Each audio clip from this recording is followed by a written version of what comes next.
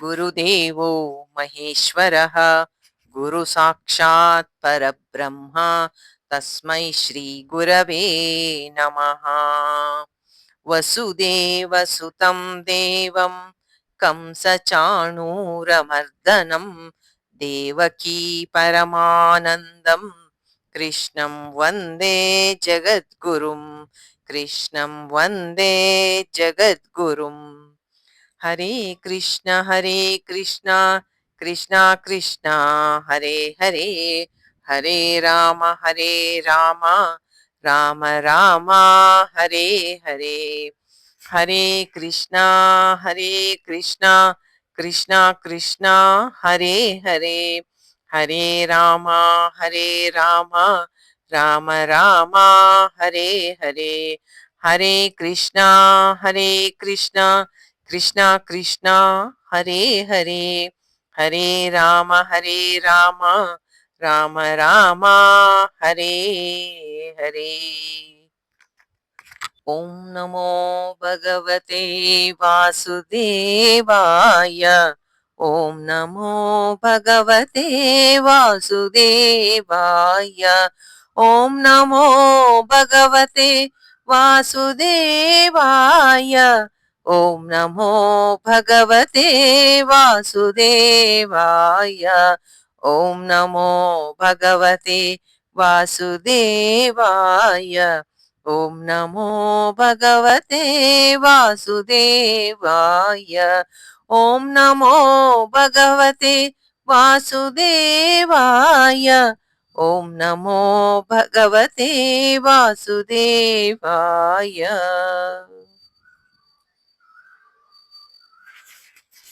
ಸಚ್ಚಿದಾನಂದರೂಪಾಯ ವಿಶ್ವೋತ್ಪತ್ಯಾದಿಹೇತವೇ ತಾಪತ್ರಯ ವಿನಾಶಾಯ ಶ್ರೀಕೃಷ್ಣಾಯ ವಯಂ ನಮಃ. ಯಂ ಪ್ರವಜಂತಮನೋಪೇತಮಪೇತಕೃತ್ಯಂ ದ್ವೈಪಾಯನೋ ವಿರಹ ಕಾತರ ಆಜುಹಾವ ಪುತ್ರೇತಿ ತನ್ಮಯಾ ತಯಾ ತರವೋಭಿನೇದುಃ ತಂ ಸರ್ವಭೂತ ಹೃದಯಂ ಮುನಿಮಾನತೋಸ್ಮಿ. ನಾರಾಯಣಂ ನಮಸ್ಕೃತ್ಯ ನರಂ ಚೈವ ನರೋತ್ತಮಂ ದೇವೀಂ ಸರಸ್ವತಿಂ ವ್ಯಾಸಂ ತತೋ ಜಯಮುದೀರಯೇತ್. ಜನ್ಮಾದಸ್ಯ ಯತೋ ಅನ್ವಯಾದಿತರತಶ್ಚಾತ್ರೇಷ್ವಭಿಘ್ನಸ್ವರಾಟ್ ತೇನೇ ಬ್ರಹ್ಮ ಹೃದಯ ಆದಿಕವಯೇ ಮುಹ್ಯಂತಿ ಯತ್ಸೂರಯಃ. ತೇಜೋ ವಾರಿಮೃದಾಂ ಯಥಾ ವಿನಿಮಯೋ ಯತ್ರ ತ್ರಿಸರ್ಗೋ ಮೃಷಾ ದಾಮ್ನಾ ಸ್ವೇನ ಸದಾ ನಿರಸ್ತಕುಹಕಂ ಸತ್ಯಂ ಪರಂ ಧೀಮಹಿ. ನಿಗಮಕಲ್ಪತರೋರ್ಗಲಿತಂ ಫಲಂ ಶುಕಮುಖಾತ್ ಅಮೃತದ್ರವ ಸಂಯುತಂ ಪಿಬತ ಭಾಗವತಂ ರಸಮಾಲಯಂ ಮುಹುರಹೋ ರಸಿಕಾ ಭುವಿ ಭಾವುಕಾಃ.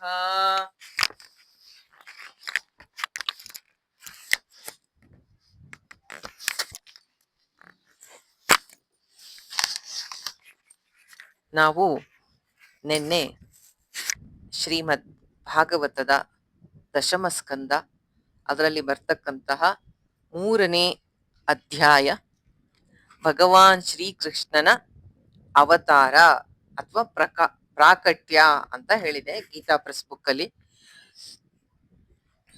ನಾವು ಹಿಂದಿನ ಕಂಸ ದೇವಕಿಯನ್ನ ವಸುದೇವನನ್ನ ಕಾರಾಗೃಹದಲ್ಲಿ ಇಟ್ಟಿದ್ದು ಅದೆಲ್ಲ ಏನು ಓದ್ತಾ ಇಲ್ಲ. ಈಗ ಒಂದೇ ಚಾಪ್ಟ್ರು 45 ಶ್ಲೋಕಗಳಿದೆ. ಇದಕ್ಕೆ 6-7 ದಿನ ಬೇಕಾಗತ್ತೆ. ಆದ್ರಿಂದ ನಾವು ನಿನ್ನೆ ಶುರು ಮಾಡಿದ್ದು ಹೇಗೆ ಅಂದ್ರೆ, ಪ್ರಕೃತಿ ತನ್ನ ಸ್ವಾಮಿಯ ಆಗಮನಕ್ಕಾಗಿ ಸಂಪೂರ್ಣ ಸಿದ್ಧತೆಯನ್ನ ಮಾಡಿಕೊಂಡು ಎಲ್ಲ ವಾತಾವರಣ ಶುಭಕರವೂ ಮಂಗಳಕರವೂ ಆಗಿ ಎಲ್ಲ ಕಡೆ ಶಾಂತಿ, ಸಮಾಧಾನ, ಸಂತೋಷ ಆದಿ ದೈವಿಕ, ಆಧ್ಯಾತ್ಮಿಕ ಮತ್ತು ಆದಿ ಭೌತಿಕ 3 ಮಟ್ಟಗಳಲ್ಲೂ ಅದು ಕಾಣ್ತಾ ಇದೆ ಅನ್ನೋದನ್ನ ನಿನ್ನೆ ನೋಡಿದ್ವಿ.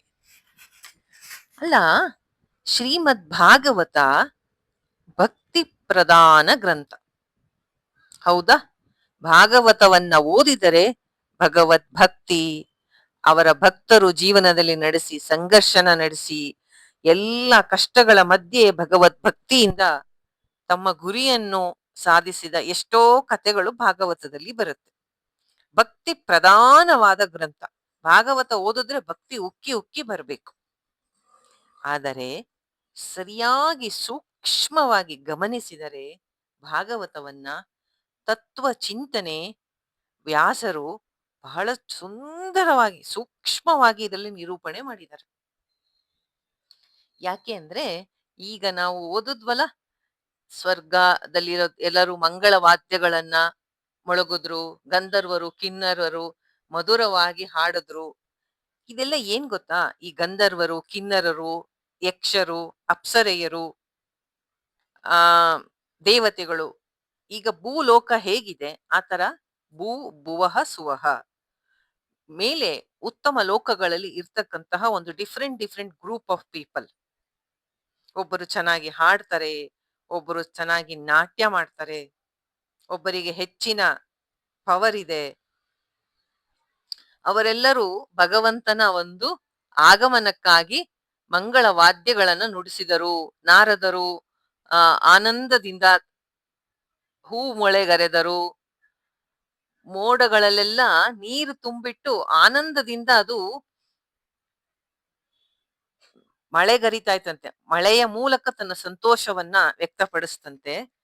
ಆದರೆ ಒಂದು ಲೈನ್ ಅನ್ನ ಬರೀತಾರೆ ಭಾಗವತದಲ್ಲಿ ವ್ಯಾಸರು. ಇಷ್ಟೆಲ್ಲ ವರ್ಣನೆ ಮಾಡಿ ಜಾಯಮಾನೆ ಅಜನೆ ತಸ್ಮಿನ್, ಜಾಯಮಾನೆ ಅಜನೆ ತಸ್ಮಿನ್, ಯಾರಿಗೆ ಹುಟ್ಟಿಲ್ಲವೋ, ಅಜ ಅಂದ್ರೆ ಯಾರು? ಜಾ ಅಂದ್ರೆ ಹುಟ್ಟೋದು, ಅಜ ಅಂದ್ರೆ ಹುಟ್ಟದೇ ಇರೋವನಿಗೆ ಹುಟ್ಟಿದ ಅಂತ ನಾವು ಸಂಭ್ರಮವನ್ನ ಇಲ್ಲಿ ಪಡ್ತಾ ಇದೀವಿ ಅನ್ನೋ ಪದವನ್ನ ವ್ಯಾಸರು ಬರೀತಾರೆ. ಯಾವ ಪರಮಾತ್ಮನಿಗೆ ಹುಟ್ಟು ಸಾವುಗಳು ಇಲ್ಲವೋ ಅವನು ಹುಟ್ಟಿದ ಅಂತ ಸಂಭ್ರಮವನ್ನ ಮಾಡ್ತಾ ಇದ್ದೀವಿ ಅಂತ ಇಲ್ಲಿ ಒಂದು ಲೈನ್ ಮೂಲಕ ತತ್ವವನ್ನ ಹೇಳ್ತಾರೆ. ಯಾವ ಒಂದು ಆತ್ಮ ಸ್ವರೂಪ ಇದೆ, ಸಚ್ಚಿದಾನಂದ ಸ್ವರೂಪನಾದ ಆತ್ಮನಿದಾನೆ, ಅವನಿಗೆ ಹುಟ್ಟು ಸಾವುಗಳಿಲ್ಲ. ಭಗವದ್ಗೀತೆಯಲ್ಲಿ ಕೃಷ್ಣ ಎಷ್ಟೋ ಸತಿ ಹೇಳ್ತಾನೆ, ದೇಹ ವಿಕಾರಗಳನ್ನ ಹೊಂದತ್ತೆ, ವಿಕಾರ ಅಂದ್ರೆ ಬದಲಾವಣೆಗಳನ್ನ ಹೊಂದತ್ತೆ, ಆತ್ಮನಿಗೆ ಹುಟ್ಟು ಸಾವುಗಳಿಲ್ಲ. ಅವನು ಪರಬ್ರಹ್ಮ, ಆತ್ಮ ಸ್ವರೂಪ ಅವನೇ ಆತ್ಮ, ಅವನಿಗೆ ಹುಟ್ಟಿಲ್ಲ, ಲೀಲೆ ಅಷ್ಟೇ ಇದು. ಅದನ್ನ ನಾವು ಚೆನ್ನಾಗಿ ಜ್ಞಾಪಕ ಇಟ್ಕೋಬೇಕು. ಜಾಯಮಾನೆ ಅಜನೇ ತಸ್ಮಿನ್ ಅಂತ ಹೇಳುತ್ತೆ. ಅಜ ಅಂದ್ರೆ ಹುಟ್ಟು ಇಲ್ದೇ ಇರೋವನಿಗೆ ಹುಟ್ಟಿದಾನೆ ಅಂತ ಸಂಭ್ರಮ ಪಡ್ತಾ ಇದ್ದೀವಿ.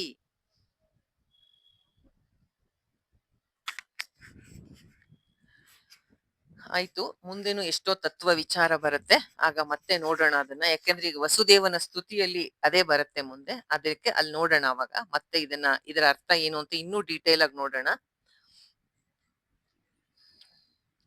ನಮ್ಮನ್ನೆಲ್ಲ ಹುಟ್ಟು ಸಾವುಗಳ ಚಕ್ರದಿಂದ ಬಿಡುಗಡೆಗೊಳಿಸುವಂತ ಜನಾರ್ದನ ಅವತಾರದ ಸಮಯ ಮಧ್ಯರಾತ್ರಿ ಆಗಿತ್ತು. ನಮ್ಮೆಲ್ಲರನ್ನ ಹುಟ್ಟು ಸಾವಿನ ಚಕ್ರದಿಂದ ಬಿಡುಗಡೆಗೊಳಿಸಿ ಮೋಕ್ಷಕ್ಕೆ ದಾರಿಯನ್ನು ತೋರಿಸತಕ್ಕಂತಹ ಪರಮಾತ್ಮನ ಅವತಾರದ ಸಮಯ ಸನ್ನಿಹಿತವಾಯಿತು. ಇಲ್ಲಿ ಒಂದು ಪದ ಜನಾರ್ದನ. ಅವನಿಗೆ ಎಷ್ಟೋ ಹೆಸರುಗಳಿದೆ. ಭಗವದ್ಗೀತೆಯನ್ನು ಮಾಡ್ಬೇಕಾದ್ರೂ ಸಹ ಹೇಳಿದ್ದೀನಿ, with reference to the context ಆ ಹೆಸರನ್ನ ಬಳಸ್ತಾರೆ ಅಂತ. ಇಲ್ಲಿ ವಿಷ್ಣು ಸಹಸ್ರನಾಮಕ್ಕೆ ಭಾಷ್ಯ ಬರಿಬೇಕಾದ್ರೆ ಆಚಾರ್ಯ ಶಂಕರರು ಜನಾರ್ದನ ಅನ್ನದ ಪದದ ಅರ್ಥವನ್ನ ಬಿಡಿಸಿ ಹೇಳ್ತಾರೆ. ಜನಗಳನ್ನ, ದುಷ್ಟ ಜನರನ್ನ ಅರ್ಧನ ಅಂದ್ರೆ ನಾಶ ಮಾಡಕ್ಕೆ ಯಾರು ಅವತಾರ ಮಾಡಿದನೋ ಅವನು ಜನಾರ್ದನ. ಇನ್ನೊಂದು ಅರ್ಥ ಏನು ಅಂದ್ರೆ ಯಾರು ಅವನಲ್ಲಿ ಅನನ್ಯ ಭಕ್ತಿಯನ್ನ ಮಾಡ್ತಾ ಅವನು ಹೇಳಿದ ಧರ್ಮದ ದಾರಿಯಲ್ಲಿ ನಡೀತಾರೋ ಅವರಿಗೂ ಜನಾರ್ದನ.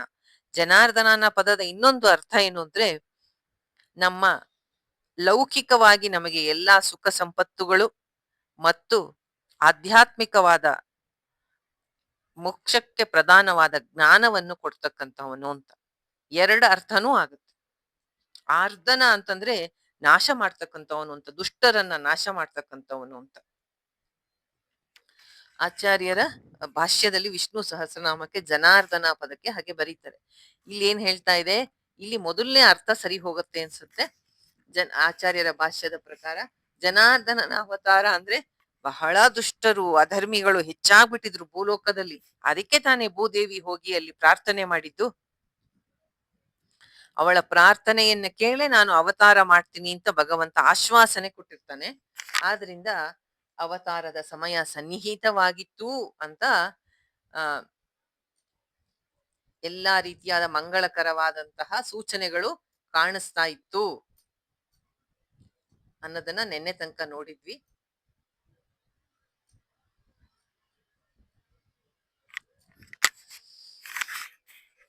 ಆ ರಾತ್ರಿ ಹೇಗಿತ್ತು ಅಂದ್ರೆ ತುಂಬಾ ಗಾಢಾಂಧಕಾರ, ಕತ್ತಲೆ ಇತ್ತು, ಎಕ್ಸ್ಟ್ರೀಮ್ಲಿ ಡಾರ್ಕ್. ಅಂತಹ ಸಮಯದಲ್ಲಿ ಜನಾರ್ದನ ಪರಮಾತ್ಮ ಉದ್ಭವಿಸ್ತಾ ಇದ್ದಾನೆ.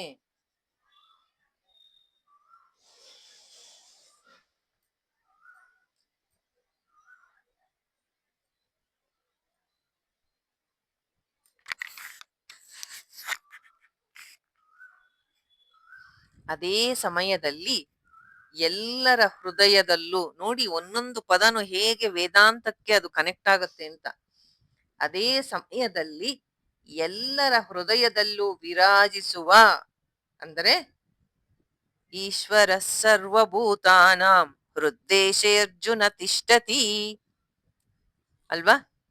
ಎಲ್ಲರ ಹೃದಯದಲ್ಲಿ ಇರ್ತಕ್ಕಂತಹ ಭಗವಾನ್ ಮಹಾವಿಷ್ಣುವು ದೇವರೂಪಿಣಿಯಾದ ದೇವಕಿಯ ಗರ್ಭದಿಂದ ಮೂಡಲ ದಿಕ್ಕಿನಲ್ಲಿ ಷೋಡಶ ಕಲೆಗಳಿಂದ ಕೂಡಿದ ಉಡುಪತಿಯು ಉದಯಿಸುವಂತೆ ಯದುಪತಿಯು ಪ್ರಕಟವಾದನು. ಹಂಗೆ ಓದ್ತಾ ಇದ್ದೀನಿ, ಭಾಗವತದಲ್ಲಿ ಹೇಗಿದೆ ಹಾಗೆ ಓದ್ತಾ ಇದ್ದೀನಿ.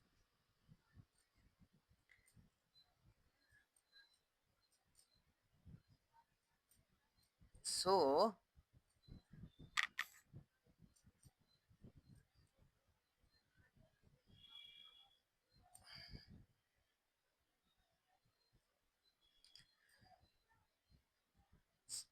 ಮೂಡಲ ದಿಕ್ಕು ಅಂದ್ರೆ ಪೂರ್ವ ದಿಕ್ಕಿನಲ್ಲಿ ಸೂರ್ಯ ಹುಟ್ಟುವ ಹಾಗೆ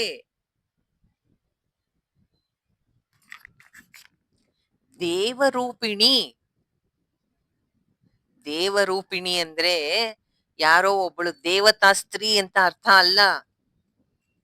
ದೇವರೂಪಿಣಿ ಅಂದರೆ ಅವಳು ದೈವಿ ಗುಣಗಳನ್ನ, ದೈವಿ ಸಂಪತ್ತುಗಳು ಅಂತ 16ನೇ ಅಧ್ಯಾಯದಲ್ಲಿ ಏನ್ ಹೇಳ್ತಾನೆ, ದೈವಾಸುರ ಸಂಪತ್ ವಿಭಾಗ ಯೋಗದಲ್ಲಿ ಯಾವ ದೈವಿ ಗುಣಗಳು ಇತ್ತೋ ಅದೆಲ್ಲವೂ ಅವಳಲ್ಲಿ ಪ್ರಕಟವಾಗಿತ್ತು. ಅಥವಾ ಅವಳಿಗೆ ಆ ಸದ್ಗುಣಗಳ ಒಂದು ನೆಲೆಯಾಗಿದ್ಲವಳು.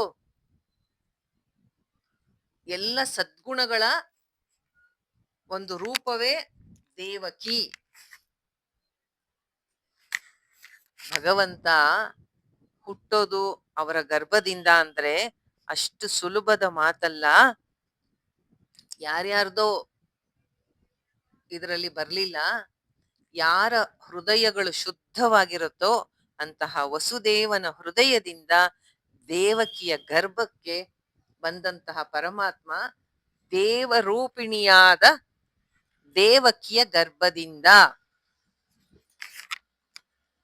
ಎಲ್ಲಿ ಶುದ್ಧವಾದ ಭಕ್ತಿ ಹೃದಯ ಇರುತ್ತೋ ಅಲ್ಲಿ ಭಗವಂತನ ಒಂದು ಉಪಸ್ಥಿತಿ ಅಥವಾ ಪ್ರೆಸೆನ್ಸ್ ಅನ್ನ ನಾವು ನೋಡ್ತೀವಿ. ಎಲ್ಲರ ಹೃದಯದಲ್ಲಿ ಇರ್ತಕ್ಕಂತಹ ಆತ್ಮ ಸ್ವರೂಪನಾದಂತಹ ಮಹಾವಿಷ್ಣು. ವಿಷ್ಣು ಅಂದ್ರೆ ಮತ್ತೆ ಆಚಾರ್ಯರ ಒಂದು ವಿಷ್ಣು ಸಹಸ್ರನಾಮದ ಒಂದು ಭಾಷ್ಯದಲ್ಲಿ ನೋಡಿದರೆ ಎಲ್ಲವನ್ನ ಯಾರು ಪ್ರವೇಶಿಸ್ತಾನೋ, ಎಲ್ಲದರ ಒಳ ಹೊರಗು ತುಂಬಿದನೋ ಅವನು ಮಹಾವಿಷ್ಣು.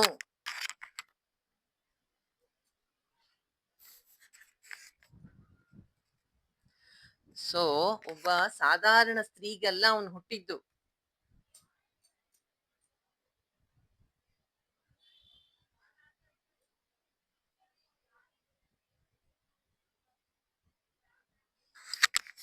ಎಲ್ಲಿರ್ತಾನೆ ಇವನು ಮಹಾವಿಷ್ಣು?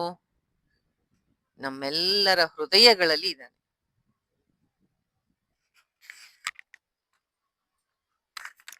ನಮ್ಮ ಮನಸ್ಸಿನಲ್ಲಿ ನಾವು ಅವನನ್ನ ಹುಡುಕಬೇಕು ಅಷ್ಟೇ.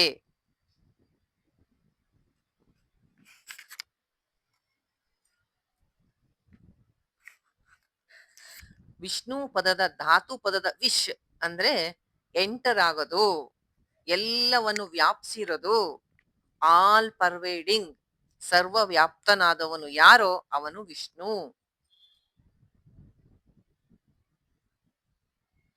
ಅಂತಹ ಪರಮಾತ್ಮ ಎಲ್ಲ ಕಡೆ ಇದ್ದು ದೇವಕಿಯ ಗರ್ಭದಿಂದ ಬಂದೆ ಅಂತ ಲೀಲೆಯನ್ನ, ಒಂದು ರೀತಿಯ ನಾಟಕವನ್ನ ಮಾಡ್ತಾ ಇದ್ದಾನೆ. ಬಟ್ ಆದ್ರೆ ಯಾರವನು?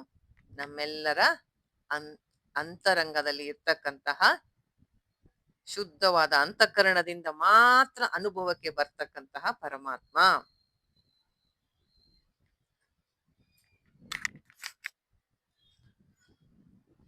ಹೀಗೆ ಅಂತಹ ಒಂದು ಮಧ್ಯರಾತ್ರಿ, ಕತ್ತಲೆ, ಅಂಧಕಾರ, ಅಂತಹ ಸಮಯದಲ್ಲಿ ನಾನು ಈ ಪದಗಳೆಲ್ಲ ಬೇಕಂತ ಬಳಸಿ ಹೇಳ್ತಾ ಇದ್ದೀನಿ, ಮುಂದೆ ಇದರ ಸಾಂಕೇತಿಕ ಅರ್ಥ ಹೇಳೋದಕ್ಕೆ. ನಮ್ಮೆಲ್ಲರ ಆರಾಧ್ಯ ದೈವನಾದ ಶ್ರೀ ಕೃಷ್ಣ ದೇವರೂಪಿಣಿಯಾದ ದೇವಕಿಯ ಗರ್ಭದಿಂದ ಉದಯಿಸಿದ. ಷೋಡಶ ಕಲೆಗಳಿಂದ ಕೂಡಿದ ಸೂರ್ಯ ಹೇಗೆ ಪೂರ್ವ ದಿಕ್ಕಿನಲ್ಲಿ ಉದಯಿಸಿ ಬರ್ತಾನೋ ಹಾಗೆ ಈ ಯದುಪತಿ ಯದುಕುಲದಲ್ಲಿ ಜನಿಸಿದ ಅಥವಾ ಅವತರಿಸಿದ.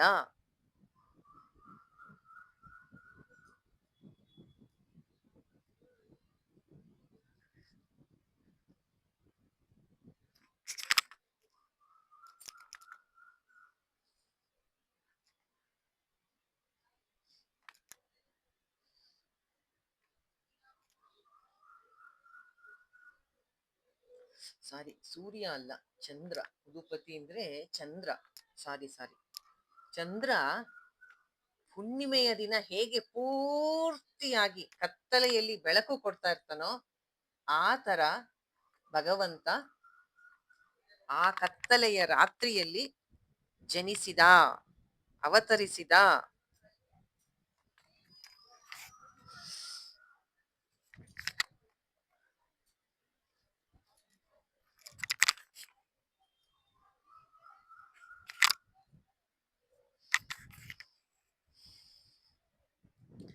ಈಗ ನಾವು ನಿನ್ನೆ ರಮ್ಯಾ ಕೇಳಿದ ಪ್ರಶ್ನೆಗೂ ಆಯ್ತು, ಇಲ್ಲಿ ಆ ಟಾಪಿಕ್ ನ ನೆಸೆಸರಿನೂ ಇದೆ. ಯಾಕೆ ಕತ್ತಲೆಯಲ್ಲಿ ಆ ಕೃಷ್ಣನ ಜನನ ಆಯ್ತು ಅಂತ. ಎಷ್ಟು ಕತ್ತಲೆ ಅಂದ್ರೆ ಅದು ನಮ್ಮ ಮನಸ್ಸಿನ ದುಃಖದ, ಅಜ್ಞಾನದ ತೀವ್ರತೆಯನ್ನ ತೋರ್ಸತ್ತೆ. ದೇವಕಿಗೇನು ಕಮ್ಮಿ ದುಃಖ ಇತ್ತ? 6 ಮಕ್ಕಳನ್ನ ಕಳ್ಕೊಂಡಿದ್ಲು. ಇನ್ನೊಂದು ಮಗುವನ್ನ ಅವಳ ಗರ್ಭಪಾತ ಆಗಿತ್ತು. ಅವಳಿಗೆ ಗೊತ್ತಿರ್ಲಿಲ್ಲ ಅವನು ಸಂಕರ್ಷಣ ಅಲ್ಲಿ ಬೆಳೀತಿದ್ದಾನೆ ಅಂತ. ಅವಳ ಪ್ರಕಾರ 7 ಮಕ್ಕಳನ್ನ ಕಳ್ಕೊಂಡಿದ್ಲು ಅವಳು. ಈಗ ಈ ಮಗುವನ್ನು ಸಾಯಿಸ್ತಾನೆ ಕಂಸ ಬಂದು ಅಂತ ದುಃಖದಿಂದ ಇದ್ಲವಳು. ಅವಳ ದುಃಖ ಎಷ್ಟು ಇತ್ತು ಅಂದ್ರೆ, ಅಥವಾ ಅದು ನಮ್ಮ ಆ ದುಃಖದ ತೀವ್ರತೆ ಎಷ್ಟಿತ್ತು ಅಂದ್ರೆ ಅದನ್ನ ಸಾಂಕೇತಿಕವಾಗಿ ಅಂಧಕಾರ ಅಥವಾ ರಾತ್ರಿ ಅಂತ ಹೇಳಿದ್ದಾರೆ.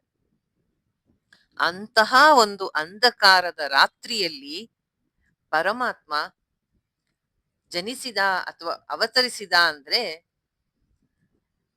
ಆತ್ಮ, ಜೀವಾತ್ಮನ ಸಂಸಾರದಿಂದ ಅವನಿಗೆ ಉಂಟಾದಂತಹ ದುಃಖ, ನೋವು, ಸಂಕಟಗಳಿಂದ ಬಿಡುಗಡೆ ಪಡೆಯೋಕೆ ಅವನು ಅಂತರ್ಮುಖಿಯಾಗಿ ಭಗವಂತನ ಕಡೆ ತಿರುಗಿದಾಗ ಎಷ್ಟು ತೀವ್ರತೆಯಿಂದ ನಾವು ಅವನಿಗೆ ಶರಣಾಗತರಾಗ್ತೀವಿ, ಅವನ ಭಕ್ತರಾಗ್ತೀವಿ, ಅವನನ್ನ ನಾವು ಬೇಡ್ಕೋತೀವಿ,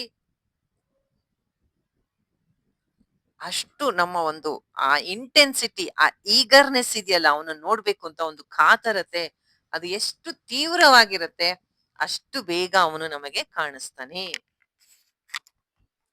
ಅವನ ದರ್ಶನ ಆಯ್ತು ಅಂದ್ರೆ ಶಾಂತಿ, ಆನಂದ, ಎಲ್ಲ ದುಃಖಗಳಿಂದ ಬಿಡುಗಡೆ.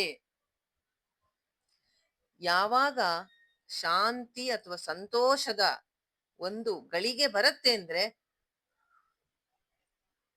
ಅದಕ್ಕಿಂತ ಮುಂಚೆ ಅತಿಯಾದ ಕಷ್ಟ, ದುಃಖ ಅದನ್ನ ಆ ರಾತ್ರಿ ತಿಳಿಸತ್ತೆ.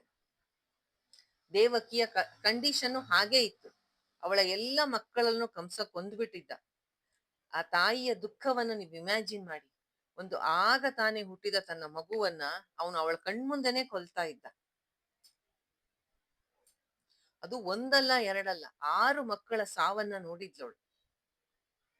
ಅಂತಹ ಭಯದಿಂದ ಈ ಮಗುವನ್ನೂ ಕೊಲ್ಲಕ್ಕೆ ಅವನು ಕಾಯ್ತಾ ಇದ್ದ. ಆದ್ರಿಂದ ಅವಳ ದುಃಖ ತುಂಬಾ ತೀವ್ರವಾಗಿತ್ತು. ಅಂತಹ ಸಮಯದಲ್ಲಿ ಭಗವಂತನ ಅವತಾರ ಆಯ್ತು. ಹೇಗೆ ಅಂಧಕಾರವಿರೋ ಆಕಾಶದಲ್ಲಿ ಪೂರ್ಣವಾದ ಚಂದ್ರ ಇದ್ದ ಹಾಗೆ ದುಃಖಭರಿತವಾದ ದೇವಕಿಯ ಜೀವನದಲ್ಲಿ ಕೃಷ್ಣನ ಆಗಮನ ಆಯಿತು. ಆ ಚಂದ್ರನನ್ನ ಭಗವಂತನ ಅವತಾರಕ್ಕೆ ಹೋಲಿಸಿದ್ದಾರೆ. ಈಗ ಹುಟ್ಟಿದ ಮಗು ಶ್ರೀಕೃಷ್ಣ ಬಾಲಗೋಪಾಲ ಹೇಗಿದ್ದ ಅನ್ನೋಂತಹ ವರ್ಣನೆ ಇದೆ. ಅದನ್ನ ನಿಧಾನಕ್ಕೆ ಓದ್ತೀನಿ. ಮನಸ್ಸಿನಲ್ಲೇ ಎಲ್ಲರೂ ಅದನ್ನ ಆ ರೂಪವನ್ನ ತಂದ್ಕೊಳ್ಳಿ. ತನ್ನ ಮುಂದೆ ಅದ್ಭುತವಾದ ಬಾಲಕನ ರೂಪನಾದ ಭಗವಂತನನ್ನು ವಸುದೇವನು ನೋಡಿದನು. ಅವನ ಕಣ್ಣುಗಳು, ಮಗುವಿನ ಕಣ್ಣುಗಳು ಕಮಲದಂತೆ ವಿಶಾಲವಾಗಿತ್ತು. ಸುಕೋಮಲವಾದ ದೇಹ, ಸುಂದರವಾದ 4 ಕೈಗಳು, ಶಂಖ, ಚಕ್ರ, ಗದ, ಪದ್ಮಗಳನ್ನ ಧರಿಸಿದ್ದನು. ಅವನ ವಕ್ಷ ಸ್ಥಳದಲ್ಲಿ ಅತ್ಯಂತ ಸುಂದರವೂ ಸುವರ್ಣಮಯವೂ ಆದ ಶ್ರೀವತ್ಸದ ಚಿಹ್ನೆ ಇದ್ದಿತ್ತು. ಕೊರಳಲ್ಲಿ ಕೌಸ್ತುಭಮಣಿಯು ಜಗಜಗಿಸುತ್ತಿತ್ತು. ವರ್ಷಕಾಲದ ಮೇಘದಂತಿರುವ ಪರಮ ಸುಂದರ ಶ್ಯಾಮಲ ಶರೀರದ ಮೇಲೆ ಮನೋಹರವಾದ ಪೀತಾಂಬರ ಶೋಭಿಸುತ್ತಿತ್ತು. ಎಲ್ಲಾದ್ರೂ ನೋಡಿದ್ದೀರಾ ಹುಟ್ಟಿದ ಮಗು ಹೀಗಿರೋದು? ಅದ್ಭುತವಾದಂತಹ ದೃಶ್ಯ. ಮಗು ಸುಕೋಮಲ ದೇಹ, ಮಳೆ ಬರಕ್ಕೆ ಮುಂಚಿರುವ ಮೋಡದ ಬಣ್ಣ, ಶ್ಯಾಮಲ ಬಣ್ಣ, ಕಣ್ಣುಗಳು ಕಮಲದ ದಳಗಳಂತೆ, 4 ಕೈಗಳಲ್ಲಿ ಶಂಖ, ಚಕ್ರ, ಗದಾ, ಪದ್ಮ, ಪೀತಾಂಬರ, ವಕ್ಷಸ್ಥಳದಲ್ಲಿ ಶ್ರೀವತ್ಸ ಚಿಹ್ನೆ, ಜಗಜಗಿಸುತ್ತಿರುವ ಕೌಸ್ತುಭಮಣಿ. ಇಂತಹ ಅದ್ಭುತವಾದ ಬಾಲಕನನ್ನ ವಸುದೇವ ನೋಡಿದ.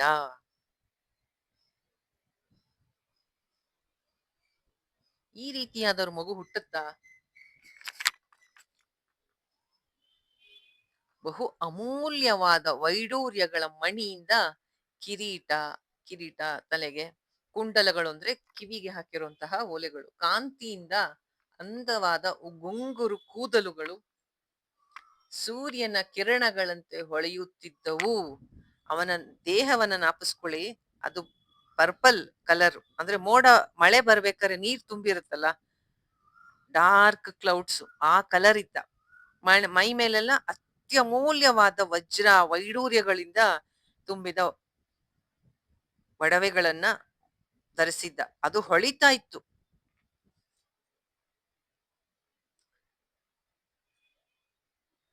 ಹಾಗೆ ಕರಗಳಲ್ಲಿ ಕಂಕಣ ಶೋಭಿಸುತ್ತಿತ್ತು.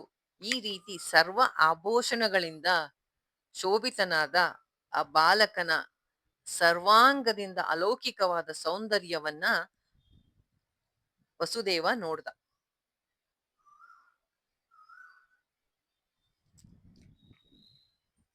ಒಂದು ಅದ್ಭುತ ಬಾಲಕ.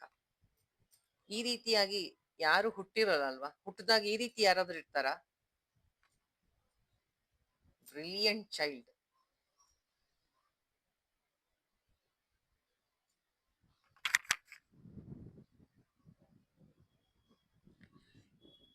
ಈಗ ಒಂದು ಮುಖ್ಯವಾದ ವಿಷಯವನ್ನ ಹೇಳ್ಬೇಕು ನಾನು.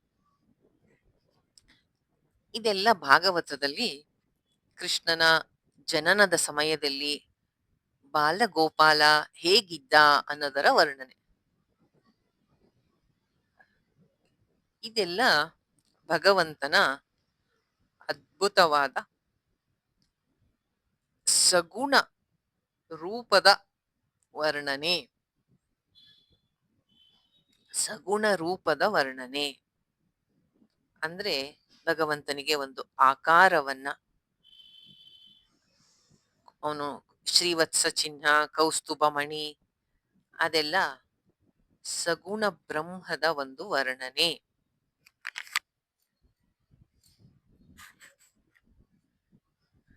ಈ ಸುಂದರವಾದ ರೂಪವನ್ನ ನಮ್ಮ ಧ್ಯಾನಕ್ಕೆ ನಾವು ತಗೋಬಹುದು. ಇದು ನಮ್ಮ ಮನಸ್ಸನ್ನ ಏಕಾಗ್ರತೆಯಿಂದ ಧ್ಯಾನ ಮಾಡಕ್ಕೆ ಬಹಳ ಅನುಕೂಲವಾಗಿದೆ. ಇಂಥ ಅದ್ಭುತವಾದ ಸೌಂದರ್ಯ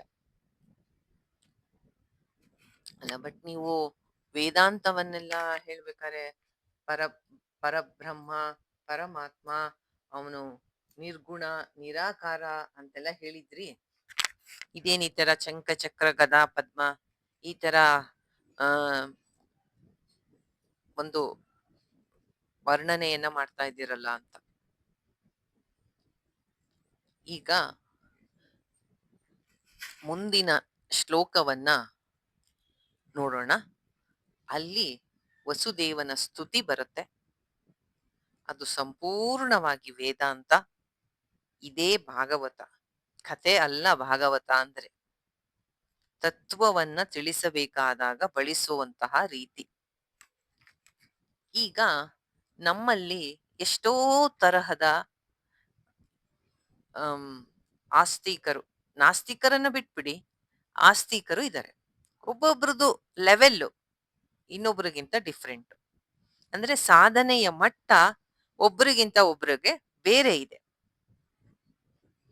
ನಾನು ಎಷ್ಟೋ ಸತಿ ಉದಾಹರಣೆ ಕೊಡೋ ಹಾಗೆ, ಒಂದು LKG ಓದೋ ಮಗು ಮುಂದೆ ಹೋಗ್ಬಿಟ್ಟು ನೀನು IIT-ಲಿ ಏನ್ ಓದ್ಬೇಕು ಅಥವಾ ಮೆಡಿಕಲ್ ಕಾಲೇಜಿಗೆ ಹೋದ್ರೆ ಏನ್ ಓದ್ಬೇಕು, ಇನ್ನು LKG-ಲಿ ಏನೇ ಬರೆಯಕ್ ಬರ್ದೇ ಇರೋ ಮಗು ಮುಂದೆ ಹೋಗಿ ಅದೆಲ್ಲ ಹೇಳಿದ್ರೆ ಅದಕ್ಕೇನ್ ಅರ್ಥ ಆಗತ್ತೆ?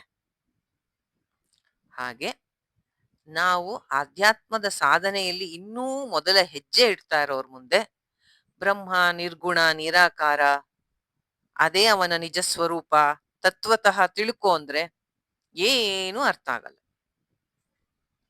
ನೀವೇ ಈಗ ಬೇಕಾದ್ರೆ ರೋಡಲ್ಲಿ ಹೋಗ್ತಾ ಕೇಳ್ ನೋಡಿ ಯಾರನ್ನಾರು, ಕೇನೋಪನಿಷತ್ ಗೊತ್ತಾ, ಈಶಾವಾಸ್ಯ ಉಪನಿಷತ್ ಗೊತ್ತಾ, ಬೃಹದಾರಣ್ಯಕ ಗೊತ್ತಾ, ಏನ್ ಹಂಗಂದ್ರೆ ಅಂತಾರೆ. ಅದೇ ರಾಮ ಗೊತ್ತಾ, ಕೃಷ್ಣ ಗೊತ್ತಾ, ರಾಮಾಯಣ ಗೊತ್ತಾ, ಮಹಾಭಾರತ ಗೊತ್ತಾ, ಏನೋ ಸ್ವಲ್ಪ ಗೊತ್ತು. ಅದು ಯಾವುದೇ ಆಗಲಿ, ನನಗೆ ದೇಹ ಇದೆ, ಅವನಿಗೂ ಇರ್ಬೇಕು. ನನಗೆ ಮನೆ ಇದೆ, ನಾನು ಒಂದು ಜಾಗದಲ್ಲಿ ಇದ್ದೀನಿ, ಅವನಿಗೂ ಮನೆ ಇರ್ಬೇಕು. ಅವನು ವೈಕುಂಠದಲ್ಲಿ ಇದ್ದಾನೆ, ಅಲ್ಲಿಂದ ನನ್ನನ್ನ ನೋಡ್ತಾ ಇದ್ದಾನೆ. ಹೀಗೆ ಹೇಳಿದ್ರೆ ಎಷ್ಟೋ ಜನಕ್ಕೆ ತೃಪ್ತಿ. ಅಲ್ಲ, ಅವ್ನು ನಿನ್ನ ಹೃದಯದಲ್ಲೇ ಇದ್ದಾನೆ ಅಂದ್ರೆ ಅದು ನನ್ನ ಕಣ್ಣಿಗೆ ಕಾಣಿಸಲ್ವಲ್ಲ, ನನಗದನ್ನು ಒಪ್ಕೊಳಕ್ ಆಗಲ್ಲ. ಆದ್ರಿಂದ ಭಾಗವತ ಎಂತಹ ಒಂದು ಅದ್ಭುತ ಗ್ರಂಥ ಅಂದ್ರೆ ಎಲ್ಲಾ ಲೆವೆಲ್ ಆಫ್ ಜನಗಳಿಗೂ ಅವರವರ ಯೋಗ್ಯತೆಗೆ ತಕ್ಕಂತೆ ಇಲ್ಲಿ ವಿಷಯಗಳಿದೆ, ಚಿಂತನೆಗೆ ಅವಕಾಶ ಇದೆ. ಯಾರಿಗೇ ಆಗ್ಲಿ ಮೊದಲ ಹೆಜ್ಜೆಯಲ್ಲಿ ಸಗುಣ ರೂಪದ ವರ್ಣನೆಯನ್ನೇ ಮಾಡ್ಬೇಕು. ಅವರು ಅದನ್ನ ಚೆನ್ನಾಗಿ ಅಭ್ಯಾಸ ಮಾಡಿದ ಮೇಲೆ ಏಕಾಗ್ರತೆ ಬರುತ್ತೆ ಮನಸ್ಸಿಗೆ. ಮನಸ್ಸಿಗೆ ಒಂದು ಕಾನ್ಸಂಟ್ರೇಷನ್ ಬರುತ್ತೆ. ಸ್ವಾಮಿ ಚಿನ್ಮಯಾನಂದ ಚಿಕ್ಕವರಾಗಿದ್ದಾಗ ಅವರ ಮನೆಯಲ್ಲಿ ಒಂದು ರೂಲ್ಸ್ ಇತ್ತಂತೆ. ಏನು? ದಿನಾ ರಾತ್ರಿ ಭಜನೆ ಮಾಡದೆ ಹೋದ್ರೆ ರಾತ್ರಿ ಊಟ ಮಾಡೋ ಹಾಗಿಲ್ಲ ಅಂತ. ಇವರಿಗೆ ಅಷ್ಟು ಆಸಕ್ತಿ ಇರ್ಲಿಲ್ಲ, ಚಿಕ್ಕ ಹುಡುಗ. ಅವರೆಲ್ಲ ಭಜನೆ ಮಾಡ್ತಾ ಇರೋರಂತೆ. ಅವರಿಗೆ ಹೊತ್ತೋಗ್ತಿರ್ಲಿಲ್ಲ, ಕಂಪಲ್ಸರಿಯಾಗಿ ಕುತ್ಕೊಂಡಿರ್ಬೇಕಲ್ಲಿ. ಅವರ ಮುಂದೆ ಒಂದು ಈಶ್ವರನ ಫೋಟೋ ಇತ್ತಂತೆ. ಅವರೆಲ್ಲ ಭಜನೆ ಮಾಡ್ತಾ ಇದ್ರೆ ಇವರು ಏನ್ ಮಾಡಕ್ ಗೊತ್ತಾಗಲ್ವಲ್ಲ, ಆ ಫೋಟೋನ ನೋಡೋದು, ಕಣ್ ಮುಚ್ಕೊಂಡ್ಬಿಡೋದು. ಮಾಡ್ಬಿಟ್ಟು ಆಮೇಲೆ ಆ ಫೋಟೋದಲ್ಲಿ ಏನೇನ್ ಡೀಟೇಲ್ಸ್ ಇತ್ತು ಅದನ್ನೆಲ್ಲ ಕಣ್ ಮುಚ್ಕೊಂಡು ಒಂಥರ ಮೆಮೊರಿ ಗೇಮ್ ತರ ಆಟ ಆಡ್ತಾ ಇದ್ರಂತೆ. ಅವ್ರಿಗೆ ಗೊತ್ತಿಲ್ಲ ಆಗ ಭಾಗವತ ಹೇಳೋದು ಇದೇ ಒಂದು ಪವರ್ಫುಲ್ ಸಾಧನೆ ಅಂತ. ಧ್ಯಾನಕ್ಕೆ ನಾವು ಎಷ್ಟೋ ಸತಿ 3ನೇ ಸ್ಕಂದ ಎಲ್ಲ ಮಾಡಿದಾಗ ಹೇಳಿದೀನಿ. ಭಗವಂತನ ರೂಪದ ಚಿಂತನೆ ಹೇಗೆ ಮಾಡ್ಬೇಕು? ಅವನ ರೂಪ ದೇವಸ್ಥಾನದಲ್ಲೋ, ನಿಮ್ಮ ಮನೆಯಲ್ಲಿರುವ ವಿಗ್ರಹದಲ್ಲೋ ಅವನನ್ನ ಚೆನ್ನಾಗಿ ಮನಸ್ಸಿಟ್ಟು ನೋಡಿ, ಕಣ್ಣು ಮುಚ್ಕೊಂಡು ಅವನ ಕಾಲಿಂದ ತಲೆಯವರೆಗೂ ಅವನ ಒಂದೊಂದು ಅಂಗಾಂಗಗಳನ್ನ ನೆನಪಿಸ್ಕೋಬೇಕು. ಇದು ಬಹಳ ಪವರ್ಫುಲ್ ಸಾಧನೆ. ಮನಸ್ಸನ್ನ ಒಂದು ಕಡೆ ಹಿಡಿದಿಡಕ್ಕೆ ಇದು ಸಹಾಯ ಆಗುತ್ತೆ. ಆ ಮನಸ್ಸಿಗೆ ಒಂದು ಫೋಕಸ್ ಆಗಿ ನಿಲ್ಲತ್ತಲ್ಲ, ಆಮೇಲೆ ಅದಕ್ಕೆ ನಿರ್ಗುಣ ನಿರಾಕಾರ ಬ್ರಹ್ಮದ ಪರಿಚಯ ಮಾಡಿಸ್ಬೇಕು. ಇದು ಮೆಥಡ್. ಆದ್ರಿಂದ ಮೊದಲು ಸಗುಣ ಬ್ರಹ್ಮದ ವರ್ಣನೆಯನ್ನ ಮಾಡಿ ಅದನ್ನ ಹೇಳೋದು. ಇಲ್ಲ ಅದಕ್ಕೂ ಕೆಳಮಟ್ಟಕ್ಕಿದ್ದಾರೆ ಅಂತ ಇಟ್ಕೊಳ್ಳಿ, ಅವ್ರಿಗೆ ಸುಮ್ಮನೆ ಕತೆ ಹೇಳ್ಬಿಡೋದು. ಹಿಂಗೆ ಕೃಷ್ಣ ಹುಟ್ಟದ, ಹಿಂಗ ಅವ್ರಿಗೆ ಯಾವ ತತ್ವನೂ ಬೇಡ, ಏನು ಬೇಡ. ಕಂಸ ಕೃಷ್ಣ ಈ ತರ ಕತೆ ಹೇಳಿ ಮುಗಿಸ್ಬಿಡೋದು. ಇರ್ಲಿ, ಆ ಲೆವೆಲ್ ಇಂದ ಮುಂದೆ ಬರ್ತಾರವ್ರು. ಪ್ರಶ್ನೆಗಳು ಬರುತ್ತೆ ಮನ್ಸಲ್ಲಿ. ನಿಜವಾಗ್ಲೂ ಗಮನ ಇಟ್ಟು ಕೇಳಿಸ್ಕೊಂಡಿದ್ರೆ ಪ್ರಶ್ನೆ ಬರುತ್ತೆ. ಆಮೇಲೆ ಒಂದ್ ಚೂರ್ ಚೂರೆ ಮುಂದೆ ಮುಂದೆ ಮುಂದೆ ಮುಂದೆ ಬರ್ತಾರೆ. ಆಮೇಲೆ ಈ ಸಗುಣ ಬ್ರಹ್ಮದವನ್ನ ಧ್ಯಾನದಲ್ಲಿ ಹೇಗೆ ಕಣ್ಮುಚ್ಚಿ ಕುತ್ಕೊಂಡಾಗ ಏನ್ ಧ್ಯಾನ ಮಾಡ್ಬೇಕು ಅಂತ ಗೊತ್ತಿರಲ್ವಲ್ಲ, ಈ ಧ್ಯಾನವನ್ನ ಮಾಡ್ಬೇಕು. ಪರಮಾತ್ಮನ ಸ್ವರೂಪವನ್ನ ಇಲ್ಲಿ ಹೇಳಿರೋ ಹಾಗೆ, ವ್ಯಾಸರು ಹೇಳಿರೋ ಹಾಗೆ ಚಿಂತನೆಯನ್ನ ಮಾಡ್ಬೇಕು. ಆದರೆ ವೇದಾಂತಿಗಳಿಗೆ ಈ ವಿಷಯ ಅಷ್ಟು ಇಂಟ್ರೆಸ್ಟ್ ಆಗಲ್ಲ. ಸಾಮಾನ್ಯ ಜನರಿಗೆ ಇದೆಲ್ಲ ತುಂಬಾ ಆಸಕ್ತಿ.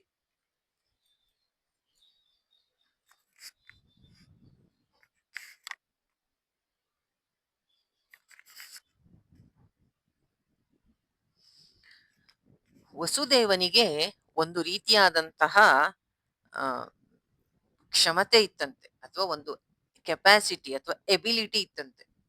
ಅವನು ಭೂಲೋಕದಲ್ಲಿದ್ದು ಸ್ವರ್ಗದಲ್ಲಿ ಆಗ್ತಾ ಇರ್ತಕ್ಕಂತಹ ಆ ಏನಾದ್ರು ಮಂಗಳ ವಾದ್ಯಗಳು ಅಲ್ಲಿ ಮೊಳಗ್ತಾ ಇದ್ರೆ ಅದು ಇವನ್ ಕಿವಿ ಕೇಳಿಸ್ತಿತ್ತಂತೆ ಇಲ್ಲಿ.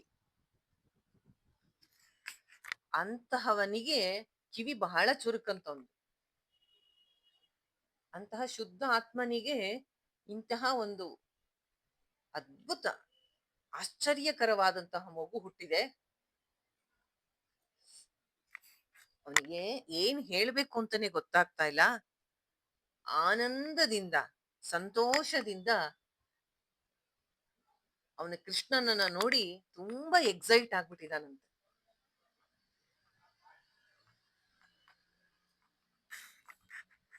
ಇಡೀ ಆ ಜಾಗ ಪೂರ್ತಿ ಒಂದು ಸಂಭ್ರಮದ ವಾತಾವರಣ.